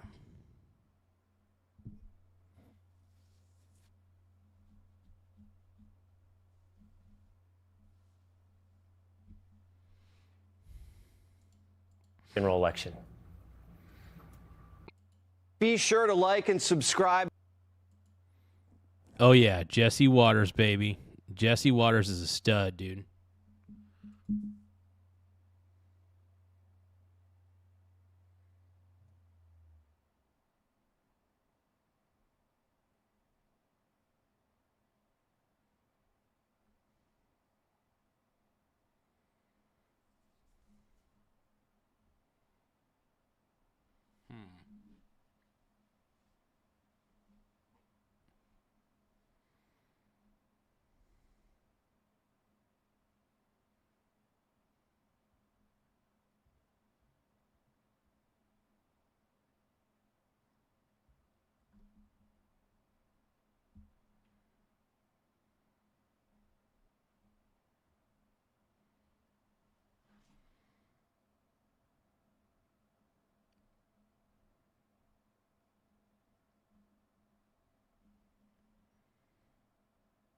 All right, one moment.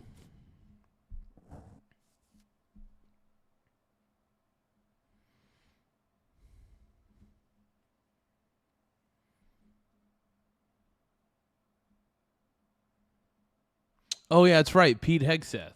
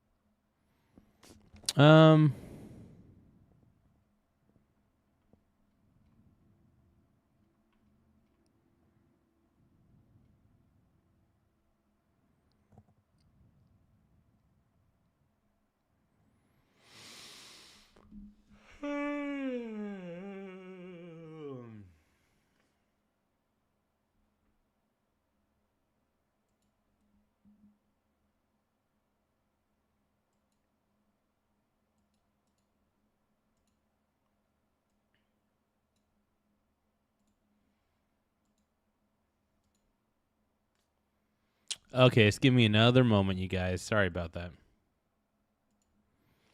We're getting it together. We're trying to get it all together on here.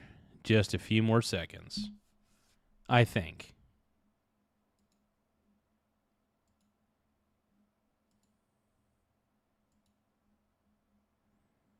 Yeah.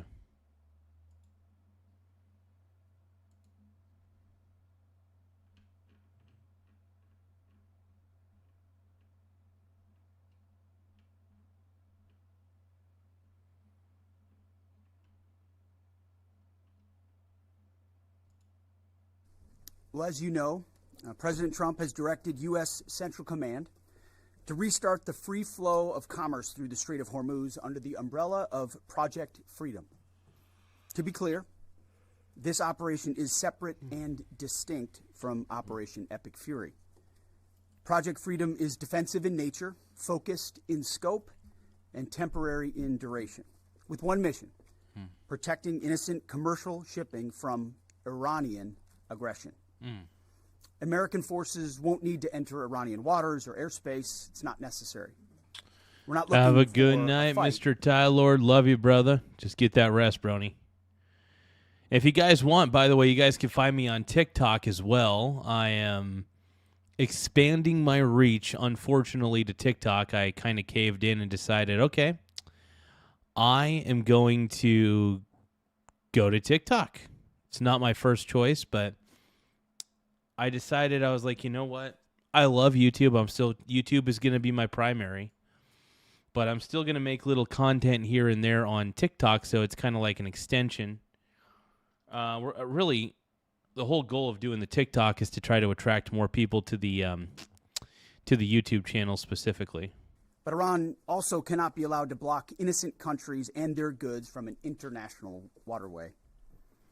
Iran is the clear aggressor, harassing civilian vessels, threatening mariners from every nation indiscriminately, and weaponizing a critical choke point for its own financial benefit, or at least trying to.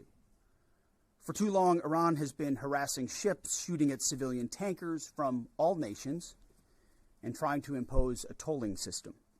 Yeah, heard about that. A form of international extortion is... Yeah, I am so sick of Iran thinking that they could just do that. Nobody should be paying a toll to Iran.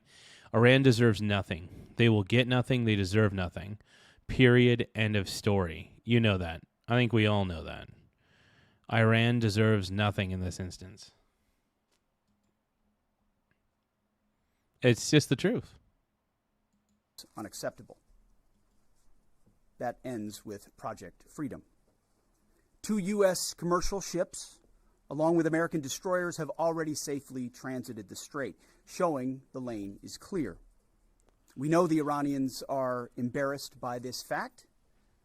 They said they control the strait. They do not. Yeah, Iran controls nothing.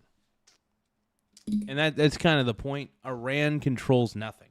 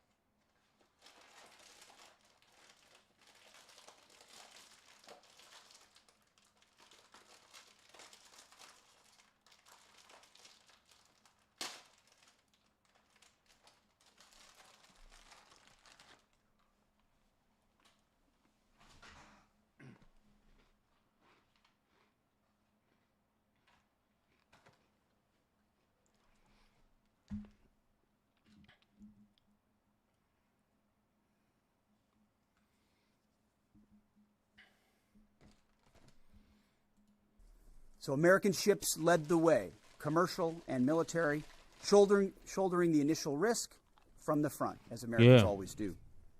And right now, hundreds more ships from nations around the world are lining up to transit. CENTCOM, along with partner nations, is in active communication with hundreds of ships, shipping companies, and insurers. All of these ships from all around the world want to get out of the Iranian trap that they have been Can't say I stuck blame 'em. inside. As a direct gift from the United States to the world, we have established a powerful red, white, and blue dome over the Hell strait. yeah.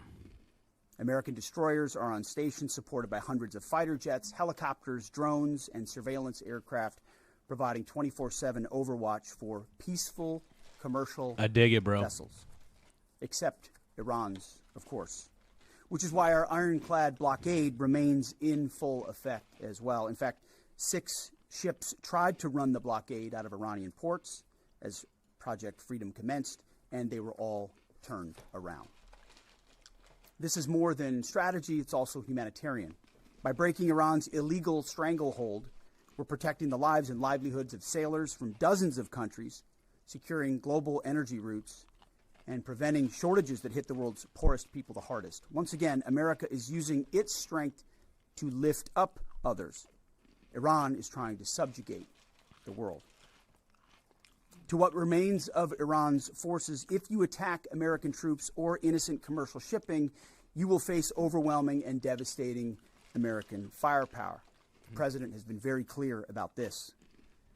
We prefer this to be a peaceful operation, but are locked and loaded to defend our people, our ships, our aircraft, and this mission without hesitation.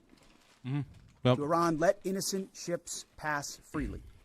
These international waters belong to all nations, not to Yeah. Iran to tax, toll, or control.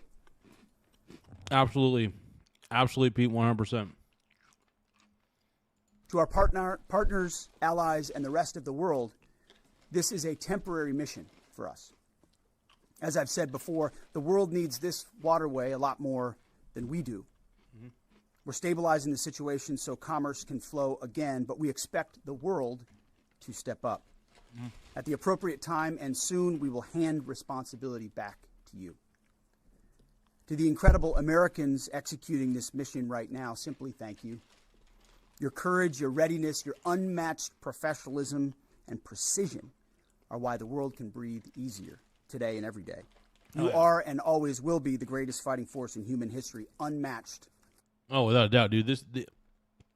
The service members in the U.S. military, man, are amazing. Brave individuals, dude. Brave souls, man.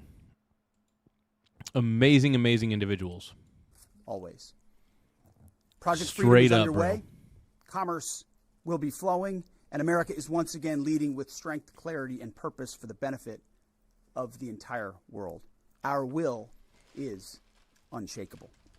God bless our troops, and God bless the mighty United States Navy as well. Mr. Chairman, over to you. Thank you, Mr. Secretary, and good morning, everyone. Thanks for being here. On Sunday, at the direction of the President, CENTCOM initiated Project Freedom with the objective of facilitating the safe passage of international commercial shipping through the Strait of Hormuz.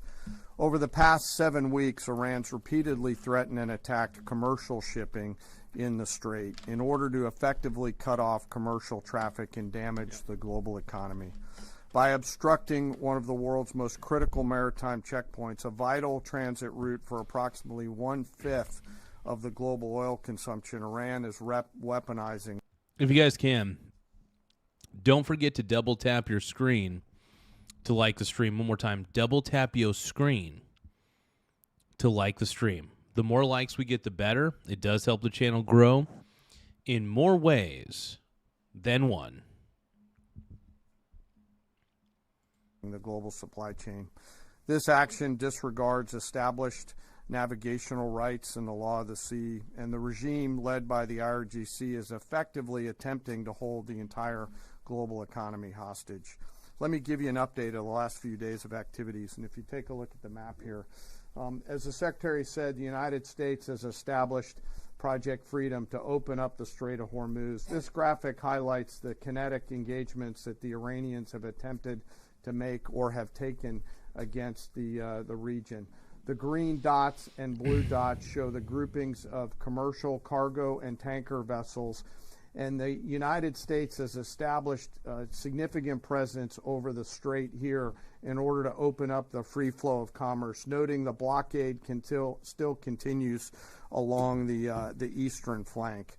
The map shows the examples and samples of Iranian attacks against commercial vessels in the Strait, as well as the Gulf of Oman and up in the Arabian Gulf. Since the ceasefire was announced, Iran has fired at commercial vessels 9 times and seized 2 container ships. And they've attacked U.S. forces more than 10 times, all below the threshold of restarting major combat operations at this point.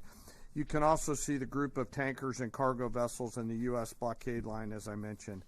As a result of Iran's indiscriminate attacks across the region, there are currently 22,500 mariners embarked on more than 1,550 commercial vessels trapped in the Arabian Gulf, unable to transit.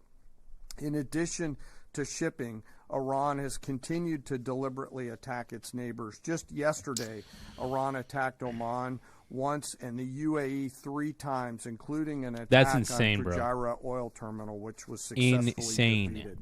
They also launched cruise missiles, drones, small boats at U.S. forces defending commercial shipping in the Straits, and United States Navy MH-60 helicopters and Army AH-64 Apache helicopters successfully defeated those threats.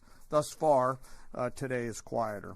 Let me describe this defensive operation just a few clicks down for you. As the Secretary said, Project Freedom is designed to protect commercial shipping and help restore the flow of commerce through the Strait and sustain freedom of navigation. CENTCOM has established an enhanced security area on the southern side of the Strait that is now protected by U.S. land, naval, and air assets to help defeat further Iranian aggression against commercial shipping. And that is a big scare right now because there's a lot of different tankers. There's a lot of different tanks out there. A lot of ships with stranded crews who have been out there for 2 months. Crews who have been out there for 2 months in the Strait. Hopefully they at least have enough food rations to last for a while. But it's wild. It really is a wild situation. It's crazy. It really is insane. But we'll see what happens, man. We shall see what happens.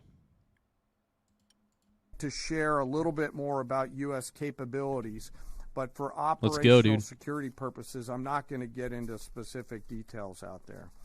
On the surface, guided missile destroyers and other warships are detecting and defeating Iranian. Oh, so some of them are running low on food? Got it. Damn, dude.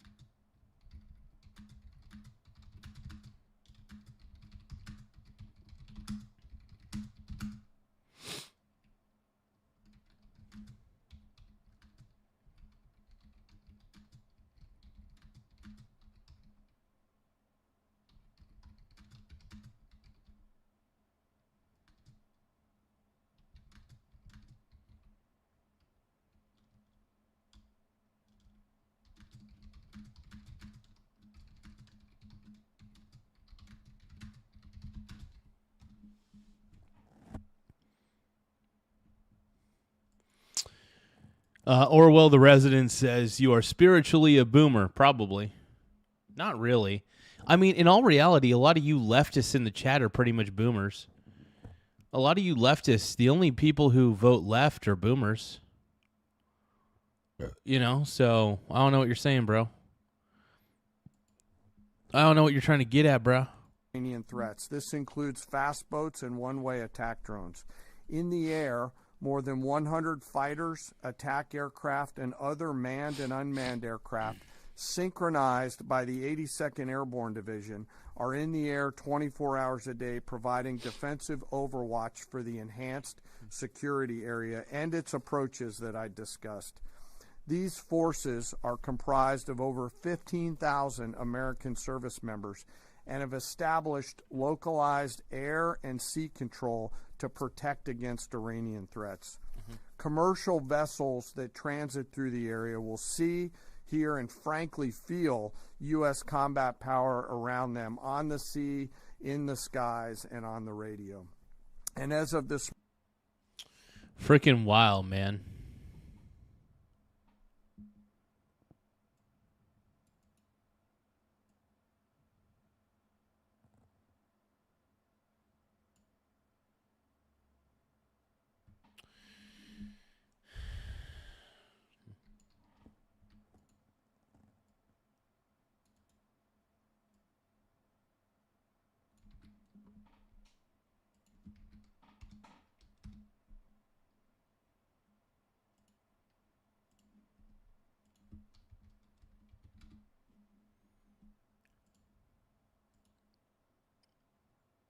Oh, damn it. Hold on.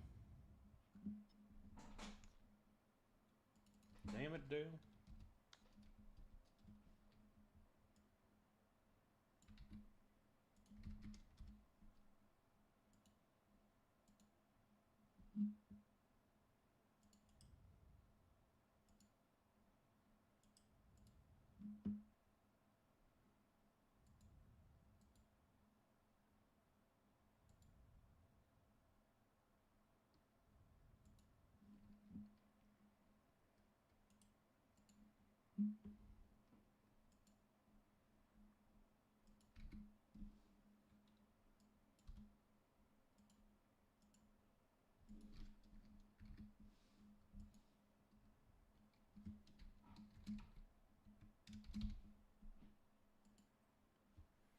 Just na na na na na. It goes around the world, just la la la la.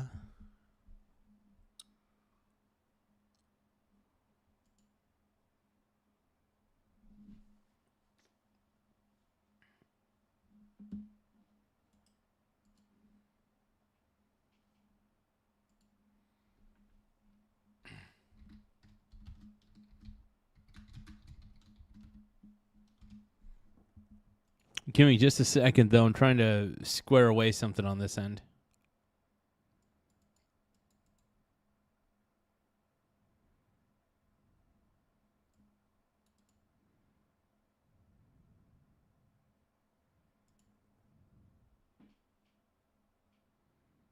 Morning, as was mentioned prior, 2 U.S. Let's flag roll, merchant man. vessels have transited, and we anticipate more to transit over the coming days. Further up the Gulf, U.S. Naval Forces Central Command continues to work to identify and mitigate any threats. Beyond Project Freedom, CENTCOM and the rest of the Joint Force remain ready to resume major combat operations against Iran if ordered to do so. No adversary should mistake our current restraint with a lack of resolve. And the President has said, as the Secretary has, that now is the time for those with equity stake in the strait to come assist. Before I turn it back to the Secretary, I want to take a moment to highlight part of our joint force today. And today I want to talk about the paratroopers of the United States Army 82nd Airborne Division.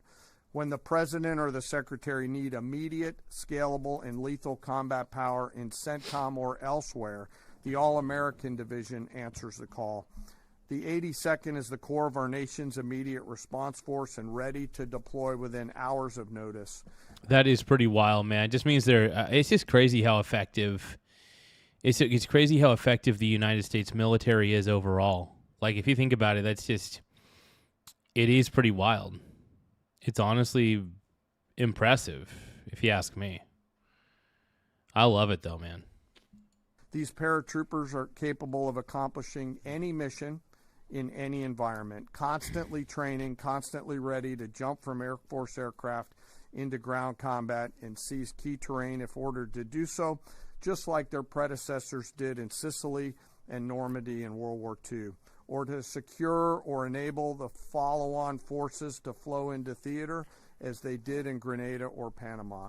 They can do the range of missions. Oh, okay. Orwell the Resident saying, not me. Okay. I was like, well, even if you did call me a boomer, I think that'd be funny. So I wasn't sure if you're calling me a boomer or not, but even if you did, that'd be okay. I'd appreciate it, Brony bro. I appreciate it. No, man, this is great. I'm having a good time. You guys make this show worth it, man. You guys make this show worth it. Counterinsurgency to counterterrorism operations to power projection, as they have many times over the course of the history of this great division. They can do all these things because they're incredibly well trained, well equipped, and well led, but also because of the indomitable spirit of the all-American paratrooper. Every single one of them volunteered for this role, volunteered to go to airborne training, and volunteered to serve. But this division is now more than just a formation that we use for forcible entries. For example, just today, they are out there coordinating, integrating, and synchronizing land, air, space, sea, and cyber forces using joint all-domain command and control. They use next-generation tactical networks that are AI-enabled to augment intelligence and operations. All naval ships are stocked with months' worth of food. That makes sense. I mean, because you never know how long you're going to be out there for, you know. So you got to have those rationed reserves. You know, that's smart.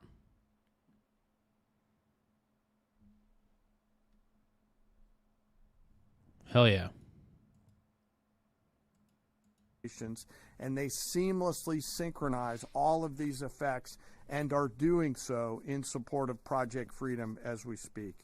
The relentless focus on technical innovation allows the commanders out there in the field to see, sense, and understand the opportunities that are in front of them, along with the associated risks, and make smart decisions out on the objective.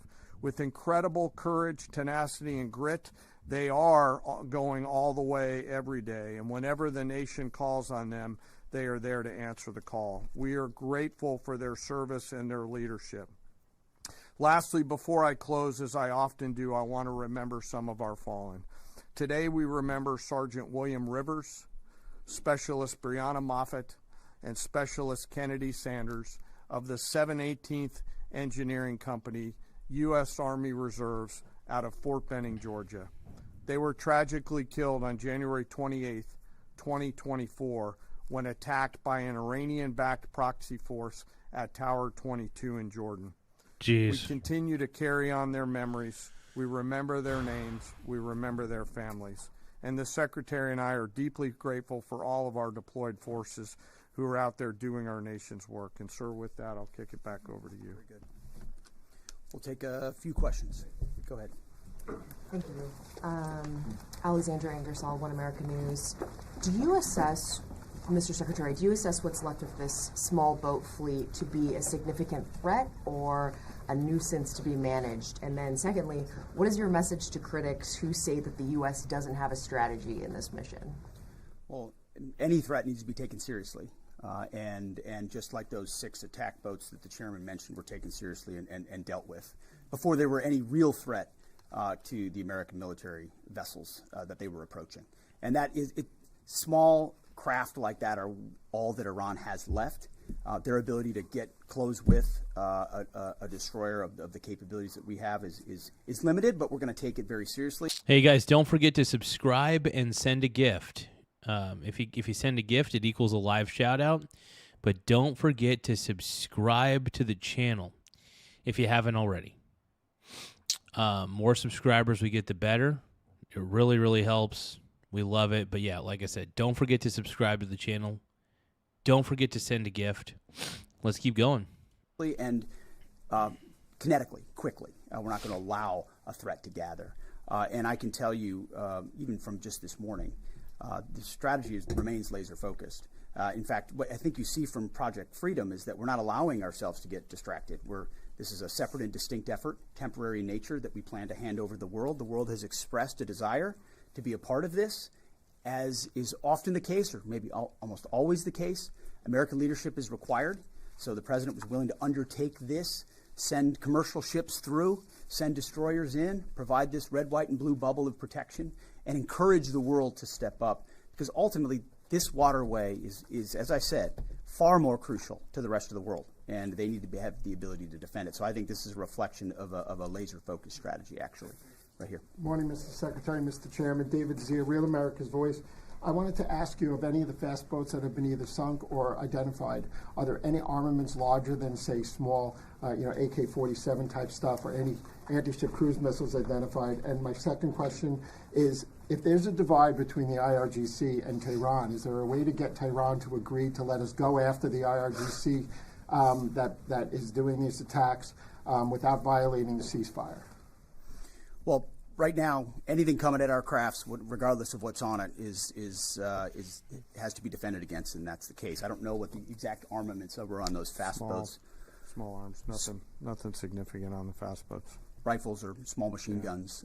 There were some small coastal cruise missiles. So basically, it was just tiny little ships that thought they could do something, and obviously they couldn't. Well, doesn't surprise me, man.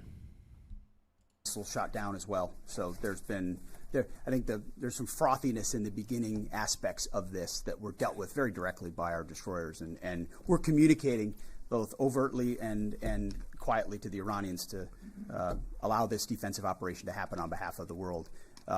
There are some actions the IRGC takes sometimes that are outside the bounds of what maybe Iranian negotiators would like. That's their job to rein that in and ultimately create a condition for... Yeah, and here's the thing, man. The Iranian military is grasping for straws. They keep thinking that they can attack the U.S., but in all actuality, it's stupid of them to try. At this point, they just... I don't know. They got to surrender, man.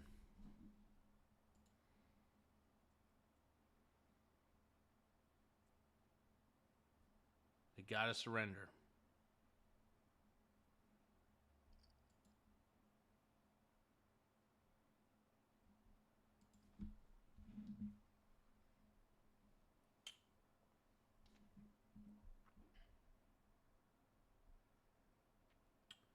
Give me 1 second, though. I got to fix my camera real quick.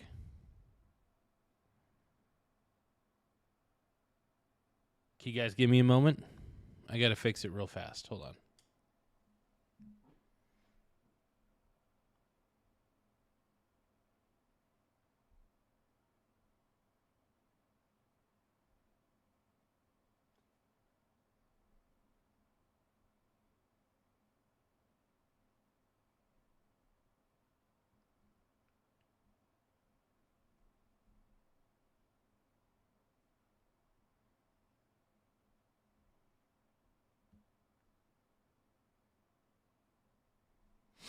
All right, here you go. I think I fixed the camera. Hold on.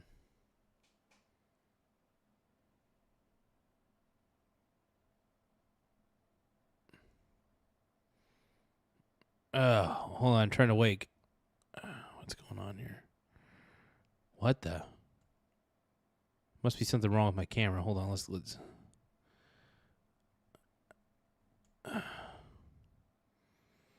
What's up? Oh.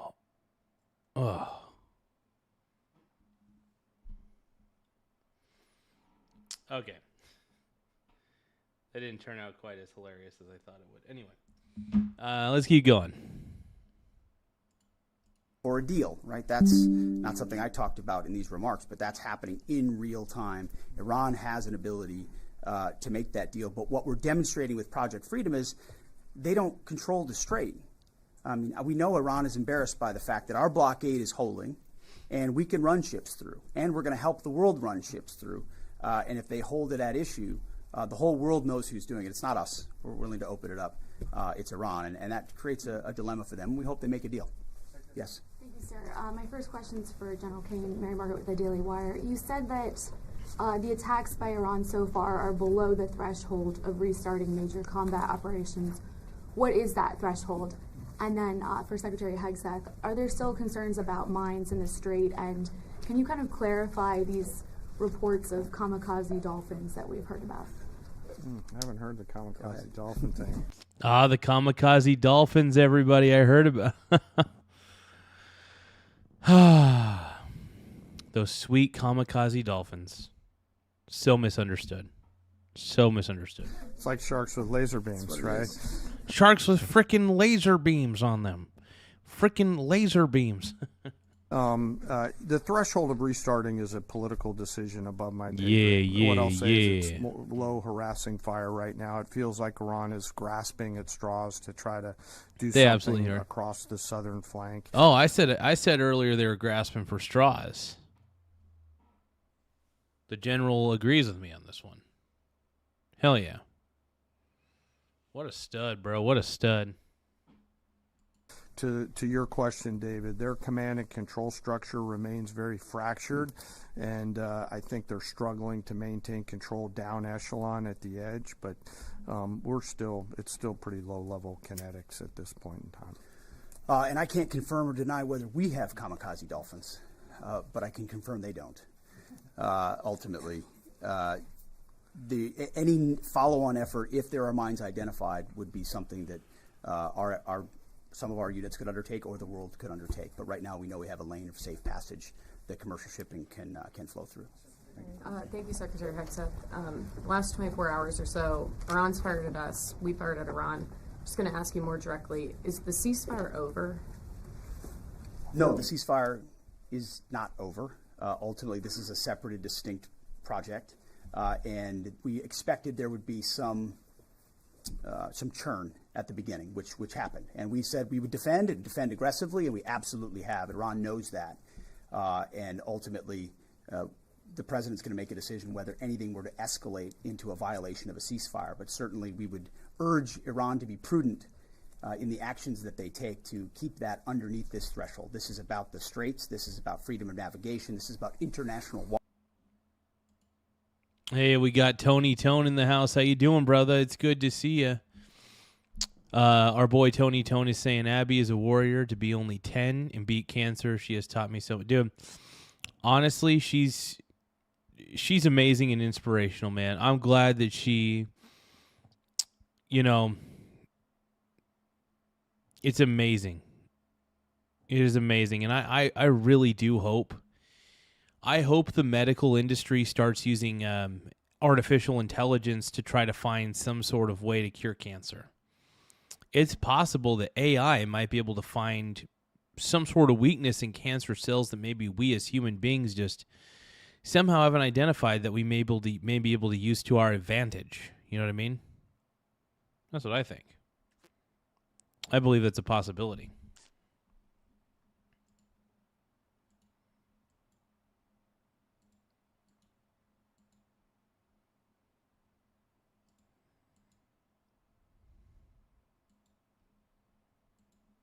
Waterways. This is about free flow of commerce, all the things that happened before, and only Iran is contesting. So right now the ceasefire certainly holds, but we're going to be watching very, very closely. Absolutely. Secretary James, go ahead. Mr. Secretary, thank you. General, thank you. I want to first express my gratitude and admiration for the work you do and for everyone involved in our armed forces, and also for the accomplishments of Operation Epic Fury, which I think are too often I'm happy to hear that your wife gave birth to the child, man. Your wife had the baby Gabriel. Hell yeah, dude. I'm happy to hear that. Sounds like everything went smoothly. That's amazing, man. Amazing Tone. Tony Tone, baby. I'm glad everything's going well for you, bro. Let's just hope it keeps going well. Not just hope. I believe it will go well. I believe it will. We got an amazing family, I could tell. dismissed too lightly. But those accomplishments don't obscure, I think, a central default that has occurred here, and I would like you both to address it. On the first day of this conflict, President Trump addressed the Iranian people directly and said, when we're finished, take over your government. It'll be yours to take. And then on the seventh day of the conflict, in a Truth Social post, the president said, quote, there will be no deal with Iran except, all caps, exclamation mark, unconditional surrender. And it does need to be a surrender. Iran needs to just surrender. The reason Trump, look,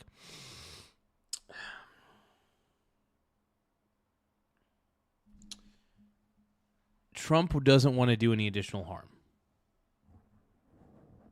He doesn't want to do any additional harm. That's Trump's MO. That's the way Trump operates. I respect what Trump's doing, man.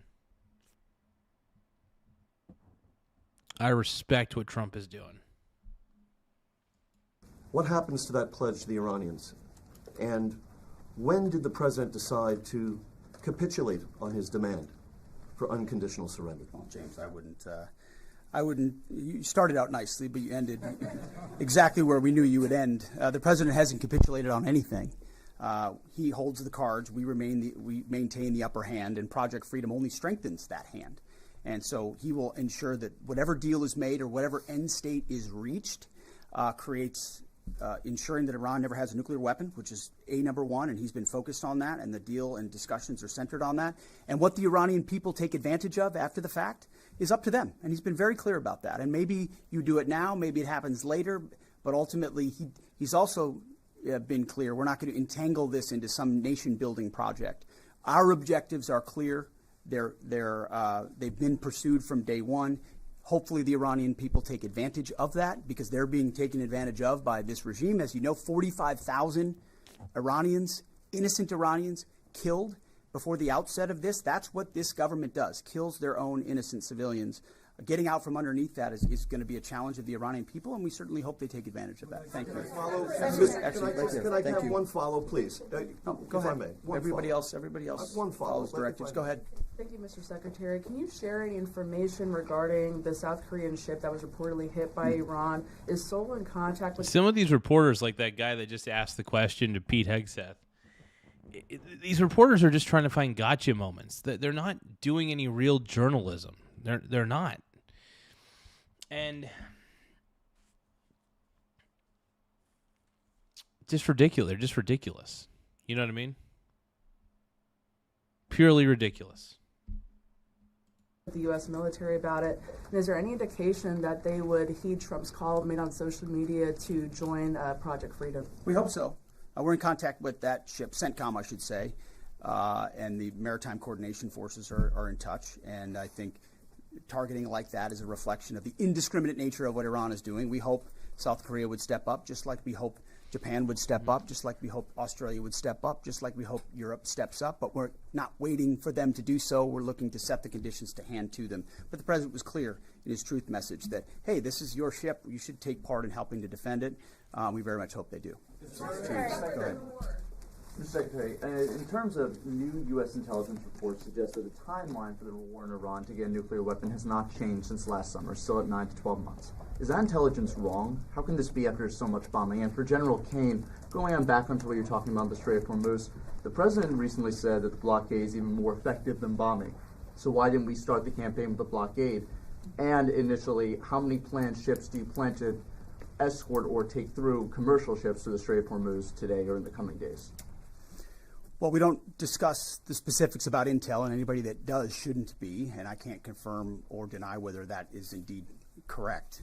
Speculation, as far as I'm concerned, coming from you. But ultimately, what Operation Midnight Hammer did in the obliteration of those facilities was set back their program. And then, because of the efforts of that 12-day war, the president was able to recognize that this threat, while they continued to seek nuclear capabilities, their will was still there to seek a nuclear bomb. Ultimately, they were creating a conventional umbrella of so many missiles and so many capabilities that no one would want to challenge them. Think of the North Korea. This is the North Korea strategy. We have so many conventional capabilities, you won't do something about it, and underneath that, we're going to develop more nuclear capabilities. So the will was still there. President Trump had the courage to say we have to dismantle and take on those conventional capabilities while the nuclear facilities are watched 24/7 and overwatched, and we will ensure one way or another, hopefully Iran chooses a deal, that they give up those ambitions, give up those capabilities, and we're able to confirm that every step of the way. So that has been, President Trump's been focused on it. He's set them back like no other president. He ripped up the terrible deal that would have given them a bomb. He took care of it in Midnight Hammer. We're watching it right now. Yep. And ultimately feel good about the fact that the end state will ensure that Iran never has a nuclear weapon. Go ahead. Sir, I'll let CENTCOM talk to the number of ships they're going to take through because they're the nearest. Well, I'm just happy that, Trump and Hegseth are doing the right thing. If you guys can, don't forget to tap the subscribe button and send a gift if possible. Let's keep going. ones to talking to the commercial shippers, and I don't want to get out in front of them. On the order and sequence around the military objectives, that's a decision the President and the Secretary go get us at, and at the time we were focused on the primary objectives that were in front of us. Thank you. Ryan Morgan with the Epic Times. On Friday, President Trump notified Congress that the hostilities that began on February 28th had terminated. That came really? on the deadline of the 60-day war powers deadline. Will this administration be seeking congressional approval for any further military operations if the ceasefire breaks down? Our view is the one you described, that ultimately, with the ceasefire, the clock stops. If it were to restart, that would be the president's decision. That option is always there, and Iran knows that, and that's why, their choices in Project Freedom are important. The president retains the opportunity and the capabilities, more capabilities than we had at the start of this, to restart major combat operations if necessary. If Iran is not willing to follow through on its side of the bargain or make a deal, then the War Department is postured, locked, loaded, and ready to go. We hope it doesn't have to go in that direction. But Admiral Cooper and our forces are in a three-point stance and ready to go. Yeah, last question. Thank you. Liam Cosgrove with Zero Hedge. In recent weeks, both Israeli Prime Minister Benjamin Netanyahu and Israel's head of Mossad have stated their intent not to cease combat with the Iranians. Netanyahu put this on Twitter. Israel's head of Mossad said Israel's goals are not finished until the Iranian government collapses.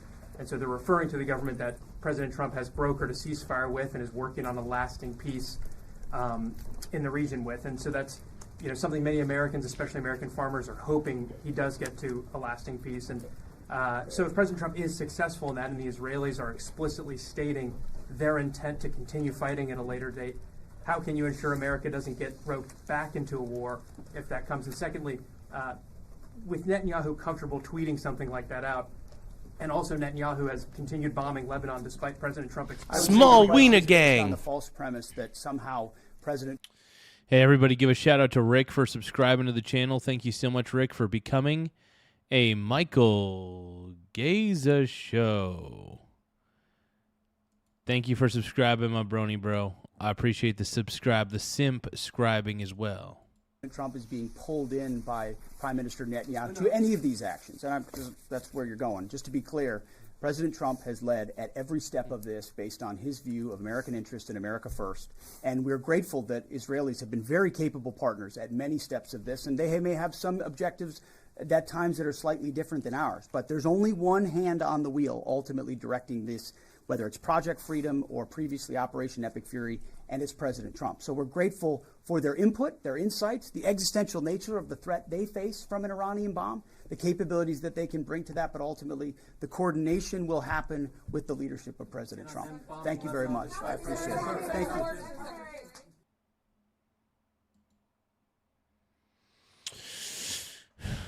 Pete Hegseth owned him, man.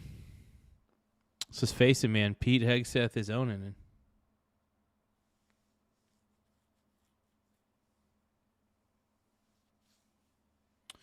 Let's take a look-see here.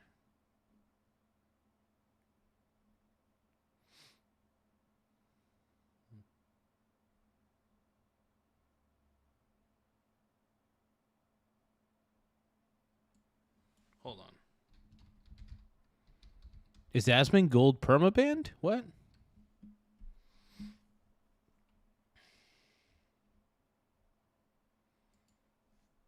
Give me just a few moments.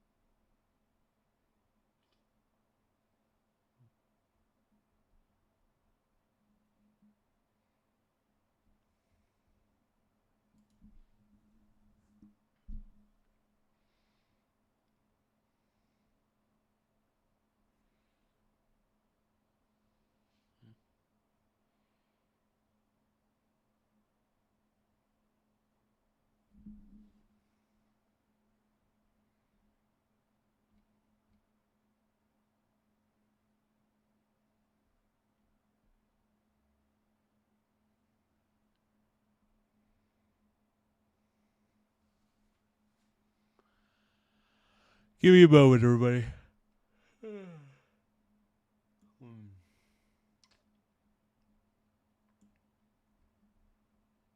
Oh, this is interesting. It's a very interesting tack there, Jesse, because Let's take a look. Gavin Newsom, who wants to be president, is downplaying assassination attempts against the president of the United States in order. Which should not be happening. You should. First off, the fact that these assassination attempts keep happening is not Trump's fault.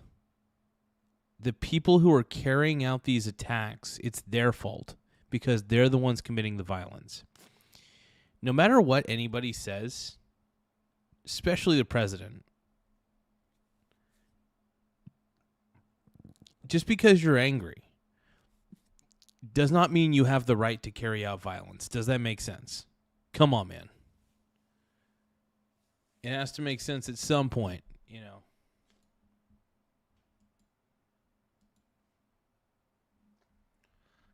Come on. In order to score political points. Does this land?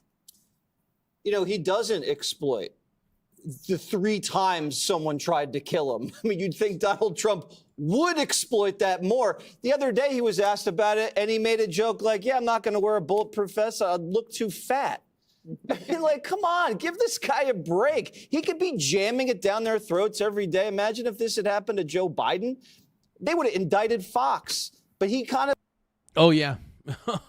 Dude, if what was happening to Trump was happening to Biden or Obama, trust me, the left would never let us hear the end of it. The left would never let us hear the end of it. And that's the truth. Come on, man. You know I'm right. It plays it cool because he doesn't want it to affect him. He doesn't want to cower, and he doesn't want to have to change his habits. The judge is a DEI type of guy. He's apologized. Oh, we got a DEI? No. So basically, we got a woke judge. Essentially, we have a woke judge on the stands. Sitting where he needs. Great. Woke judge. To victims before, or to people he tried to frame as victims. But when you do this, you kind of create a permission structure for other wannabe assassins that, like, you too will be treated sympathetically by institutions, which are supposed to be fair. Yeah, and that's the thing. The guy came in with a firearm.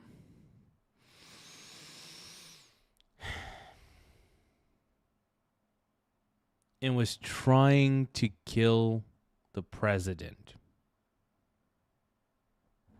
Let that sink in. Let that sink in. And for those of you who are calling it a fake attempt, that it was for anybody saying it's staged, you're a sick idiot. You're probably the same person that thinks that the world is flat. I'm done. I'm done with the left trying to tell me what to believe when they don't even know what the hell they believe.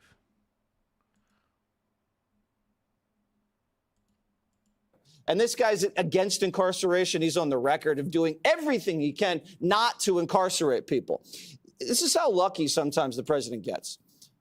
In the Battle of Stalingrad, World War II, biggest battle in world history. I know you're a fan. You had a German tank unit sitting in reserve in the grasslands outside the city waiting for the call. All of a sudden, this commander calls, let's go, get them to the front lines. None of the tanks worked. They had 100 tanks out there. Only 20 were able to move. It turns out, since they've been sitting there for so long, mice had crawled into the gears and chewed up the infrastructure along the electricity and had rendered them inoperable. And it's like the mice defeated the Germans. It's like you can have the best tank in the world, the best type of engineering, and a stupid field mice can get in there and shut your tank down. This is what it's like with the Secret Service. They can be perfect. They can be well armed. They can have all this money. But it only takes one little thing to get in there and take a shot at the president. You can't joke about it. Well, also, you can't downplay it by saying that, oh, we're so sorry for the conditions that you found yourself in. I mean, at some point, the federal judiciary, even though this is a magistrate judge who was not appointed by the president, at some point you have to acknowledge that actions have consequences, Harold. Look, I understand. Yeah, actions absolutely need consequences here, whether they're positive consequences or negative.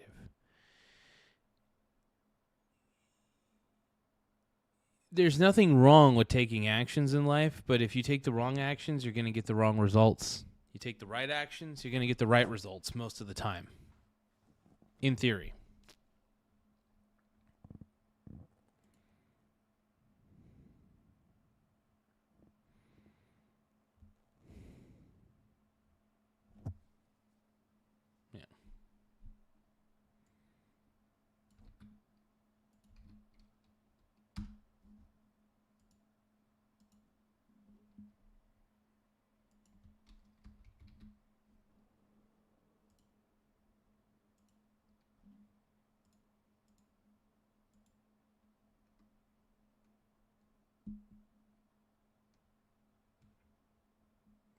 But let's keep going. I agree with you. The judge should have spared us his expression of frustration around this and for this defendant, for the questions he was asking about a suicide cell watch and a Bible. He appeared to be advocating for the defendant. And we expect our jurists in this country to conduct fair trials.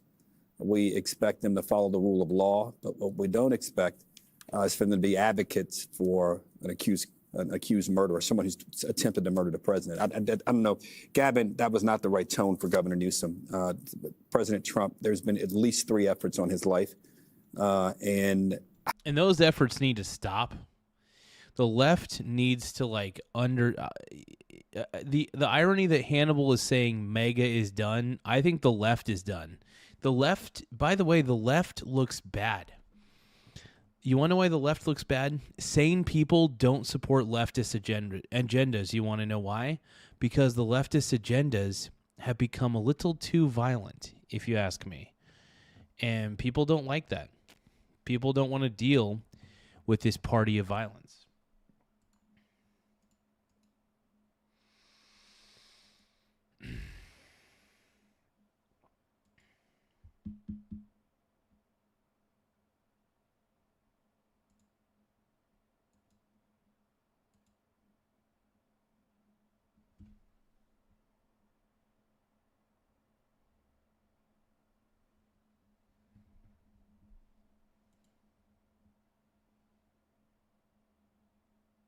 however you view or grade or assess his politics has nothing to do with any of that.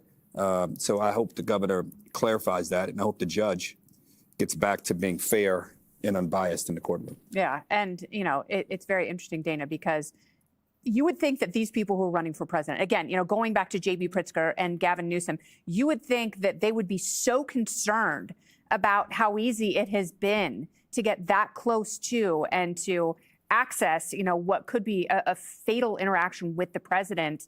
And are they saying that they... It could have been. The thing is, they're just not taking it seriously enough. This could have been extremely, extremely fatal. And it's just sad that they're just not taking this seriously enough. But go figure, right? Go figure. We all kind of had an idea.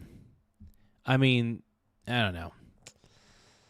You just can't trust the left in these types of scenarios, and it's ridiculous.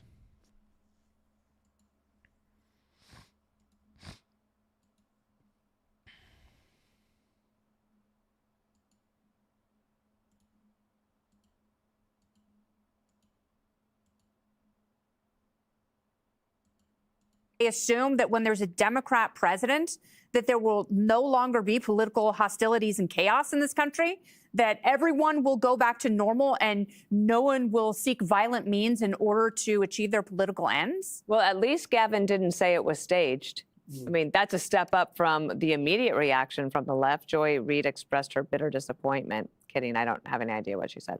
And also, I think that right now, because the 2028 cycle is starting so early, especially with so many Democrats wanting to run, it is almost like you have to grade on a curve.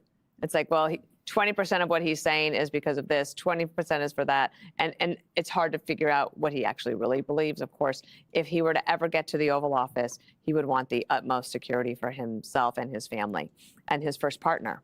Oh, absolutely. Yeah. But also on the Cole Allen thing, the guy did have a death wish. He said he didn't expect to come out alive. Yes. He had set. Yeah, that's crazy. I mean, this guy, he's going to have a lot to answer for. He's going to jail for life. That's pretty obvious. And you know what? Honestly, maybe this is actually a good idea. Because I think President Trump is playing 5D chess. He understands that the left is going to keep encouraging this violence. So he said, well, let's give the left what they want. Let's keep... Because they know, I think Trump is well aware that the left is going to keep encouraging psychos like Cole Allen to do this stupid shit. And Trump, all this means to Trump is it's just one more crazy leftist in jail, right? Just another crazy leftist in jail. That may be the MO. That might be the MO, bro. I don't know.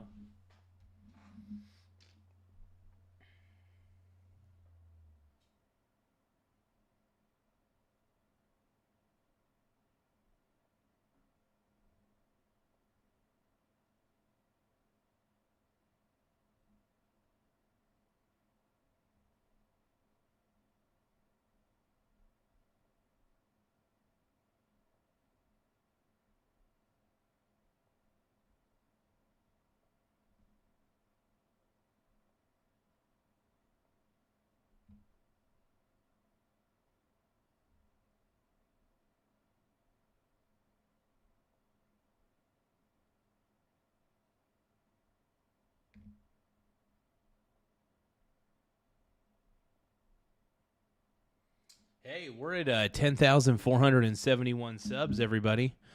Make sure that you guys tap the subscribe button in the upper right-hand corner, as it does help the channel grow in more ways than one. So, yeah, more subscribers equals the more this channel will thrive. And do we know the background of his radicalization? Well, Democrat donor. He was, as far as I know, pretty much a deranged leftist, from what I could tell. So yeah, that's pretty much it. Suggested that, as I understand it, the prison guards who take him, do the intake, they are worried that could happen. And imagine if he had. Oh, approved username. Come on, man. I hope he wasn't. I hope he wasn't listening to our show. This crazy show. Oh my God, do you think he was? No, oh my God. Come on, approved username. Come on, bro. The Cole Allen's a lunatic leftist. I could not agree more, man. I could not agree more with you on that one.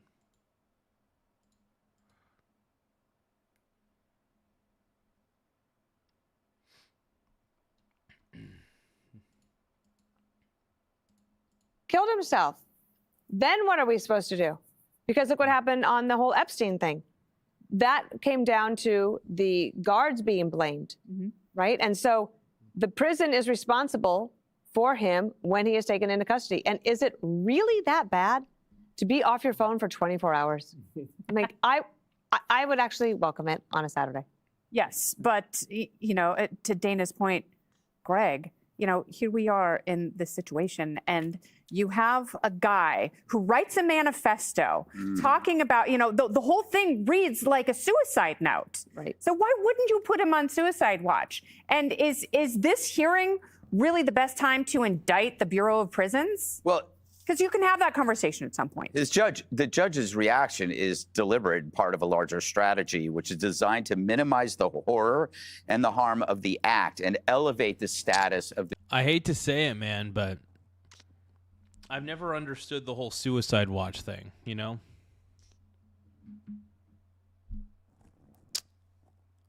Because if they've done a horrendous act like this,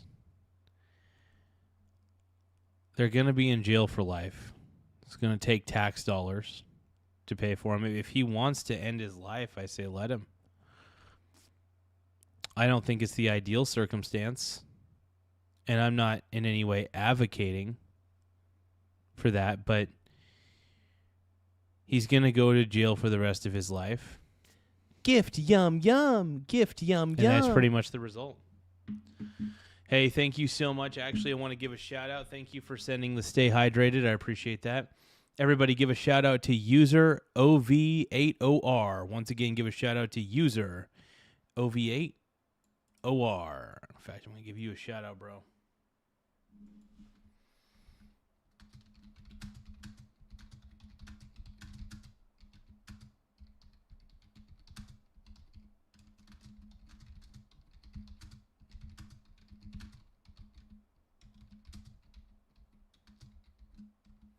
Thank you so much, user over for sending the hydrated turtle gift. I appreciate it.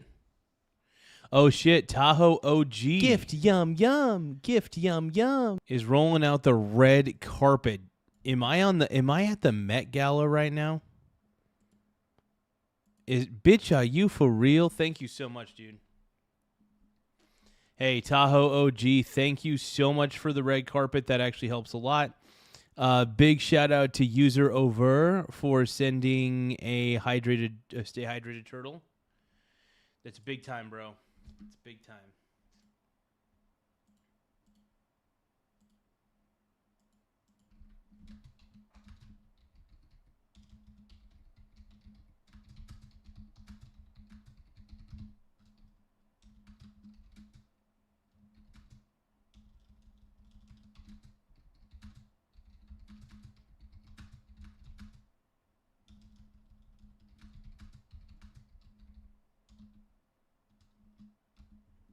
I do feel like a celebrity at the Met Gala right now, dude. I feel like a celeb at the Met Gala, dude. E.T. is saying, if you love Garza, why don't you marry him? Tahoe OG, I love you, bro. Thank you, man. I do appreciate that, man. Tahoe OG, you're a stud, bro. You're a total stud. Stud muffin alert. But yeah, once again, thank you for the stay hydrated. User, I appreciate user for sending the stay hydrated on there.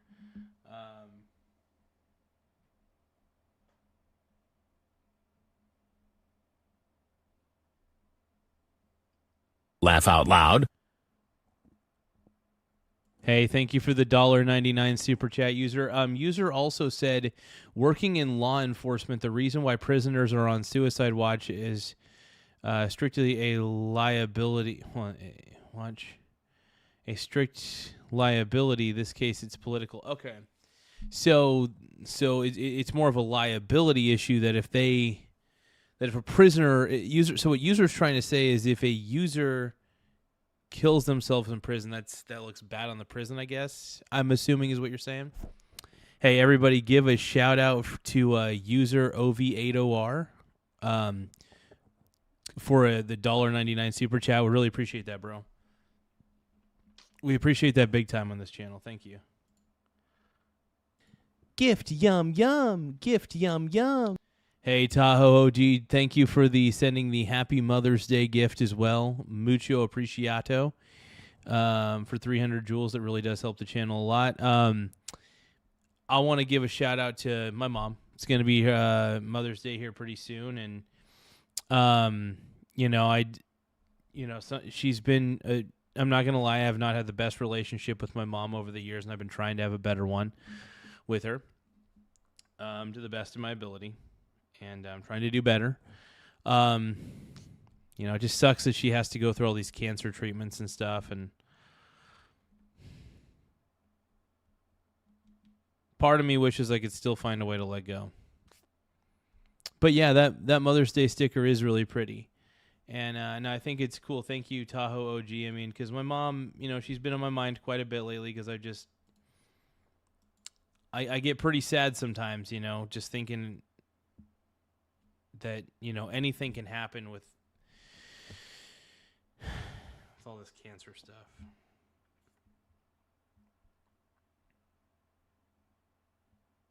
Yeah, it's tough. It's tough.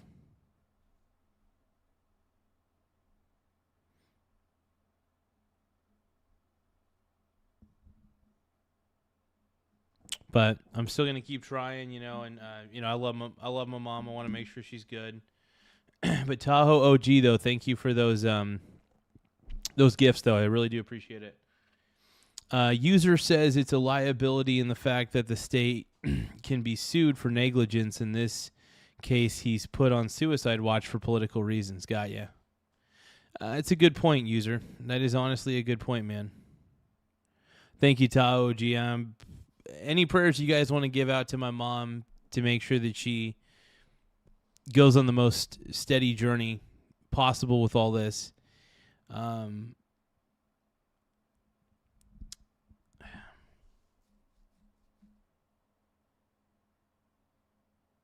It gets pretty scary, man.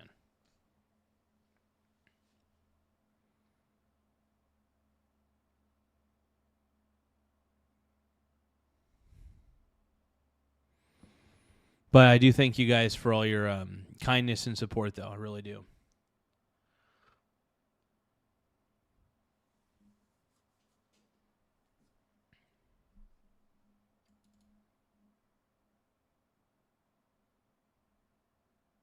$336 Mexico says, oh, I'm sorry about that, bro. I'm sorry to hear your uncle passed away, brother. I'm sorry about that, man. E.T. says, Garza, your mom is strong. Don't worry. Well, I appreciate that, brother. I know. She's done... I don't know how she's been able to pull all this off. They've had her on all sorts of different types of medications to help suppress the tumors and stuff. And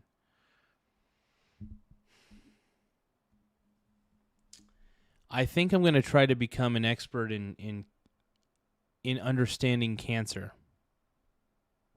I want to become an expert in understanding cancer. I really do.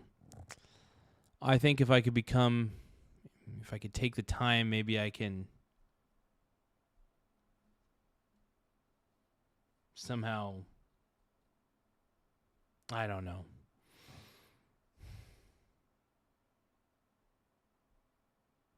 Every problem I've ever had in life, it's always been solved with I've always been able to find a solution. And I guess sometimes it can be very tough when the solution's just not there. And I'm not adequate enough to solve the problem. Thank you, Todd. I appreciate it, bro. I do.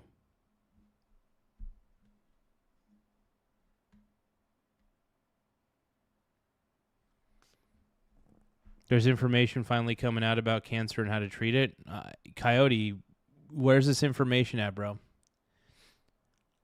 I'll take anything I can get when it comes down to it, as far as I'm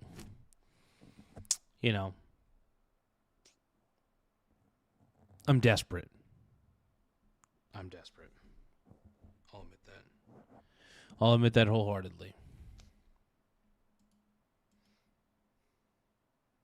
the shooter to a heroic martyr. You see this with Luigi. You see this with anybody who commits what's called political crime these days, even though political violence is just violence.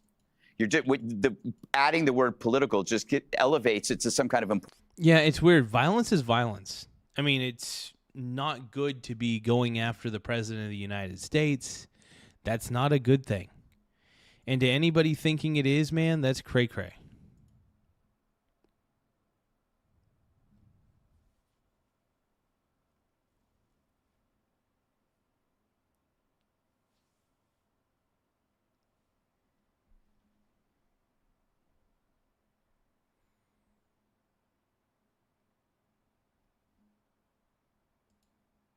Importance that it doesn't merit. Gavin, okay, if you're going to accuse victims of crime and tragedy as exploiting crime or tragedy, with this logic, then all victims should just lie down and enjoy it. Don't speak out. Don't press charges. Spencer Pratt, his house burned down. He has no right to discuss it. Yeah, Gavin Newsom is, I honestly believe, allegedly he's a sociopath. Allegedly. There's just something about him. He reminds me of Patrick Bateman from American Psycho. I just don't trust Gavin Newsom, man. Everything about him gives me the heebie-jeebies. I don't feel like he's authentic. I feel like Trump's authentic. You know what I mean? Trump just feels authentic. Gavin Newsom feels rehearsed and a little devious. I don't like it.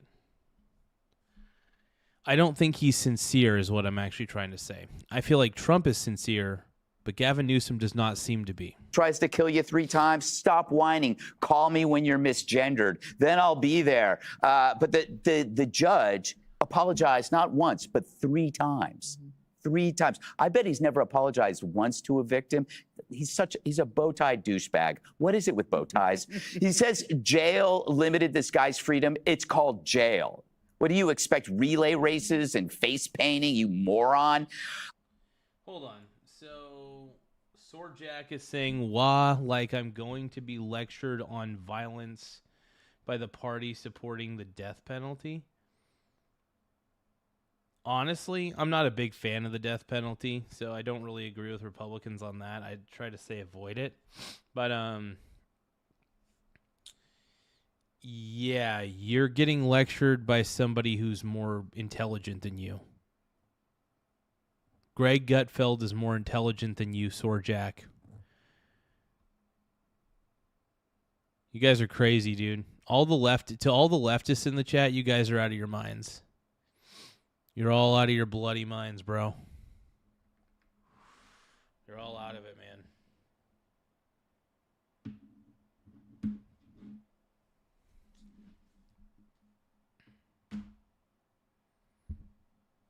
Yeah, that's what I think. The leftists are out of their mind. I think this is more about the acceptance and admiration of political violence on the left. And before you say both sides, Harold, I want to point out the data is clear. It's in the polling. People on the left just will believe political violence is justified much more than people on the right. And that is wild to me. I mean, it makes sense that they would believe that because I do see the left as the party of the violent party most of the time. And that's just what I've noticed. It seems to be a pattern of behavior with them.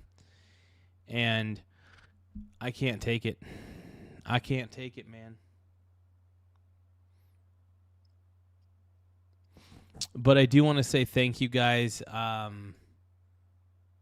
Yeah, let's keep reacting to this. This might be the last video that we react to for the night. I'm not sure. This is a problem. You don't put on a show unless you have an audience for it. And I think we're in the beginning of a show where the old days, a person's savior complex, you joined Greenpeace or PETA, or you talked about nuclear power. But now the savior complex is directed at an existential threat called Trump, which is worse than nuclear power and global warming. So what you're doing is you're adding gravity and sentiment to a person's act. Previously, that person had nothing. So all these guys, they're not have-nots, these guys. They're all kind of healthy, educated, come from good families. They're doing this, but it's a savior complex. And it's They want to look like such a good person. Look how good of a person I am. Look at how many nice things I do. How about just do them in private? You could do the nice things without letting the world Small know. wiener gang. Hey, Amex Bazaar. Thank you so much for subscribing to the channel. Anybody who wants to subscribe, feel free to tap the subscribe button in the upper right-hand corner. It really does help the channel grow in more ways than one.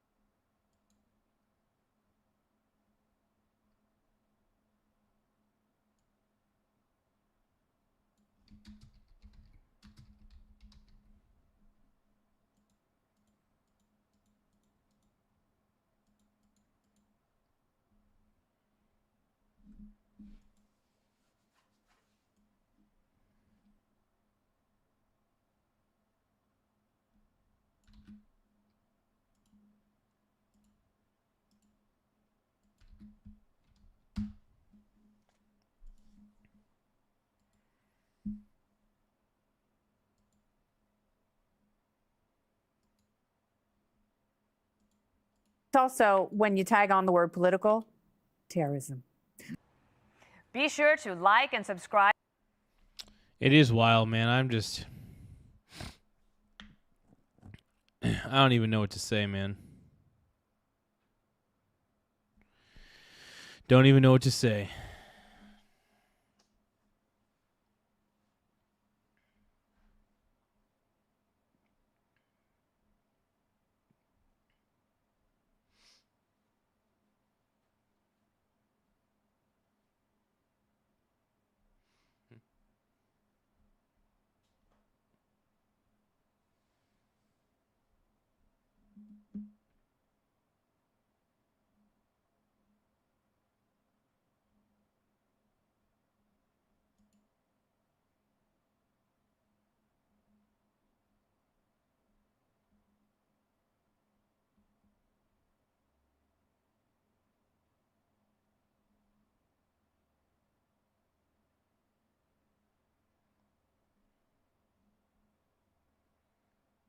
All right, maybe this will be the, I don't know. Welcome to Hannity, and tonight we start with this Fox News Alert Project.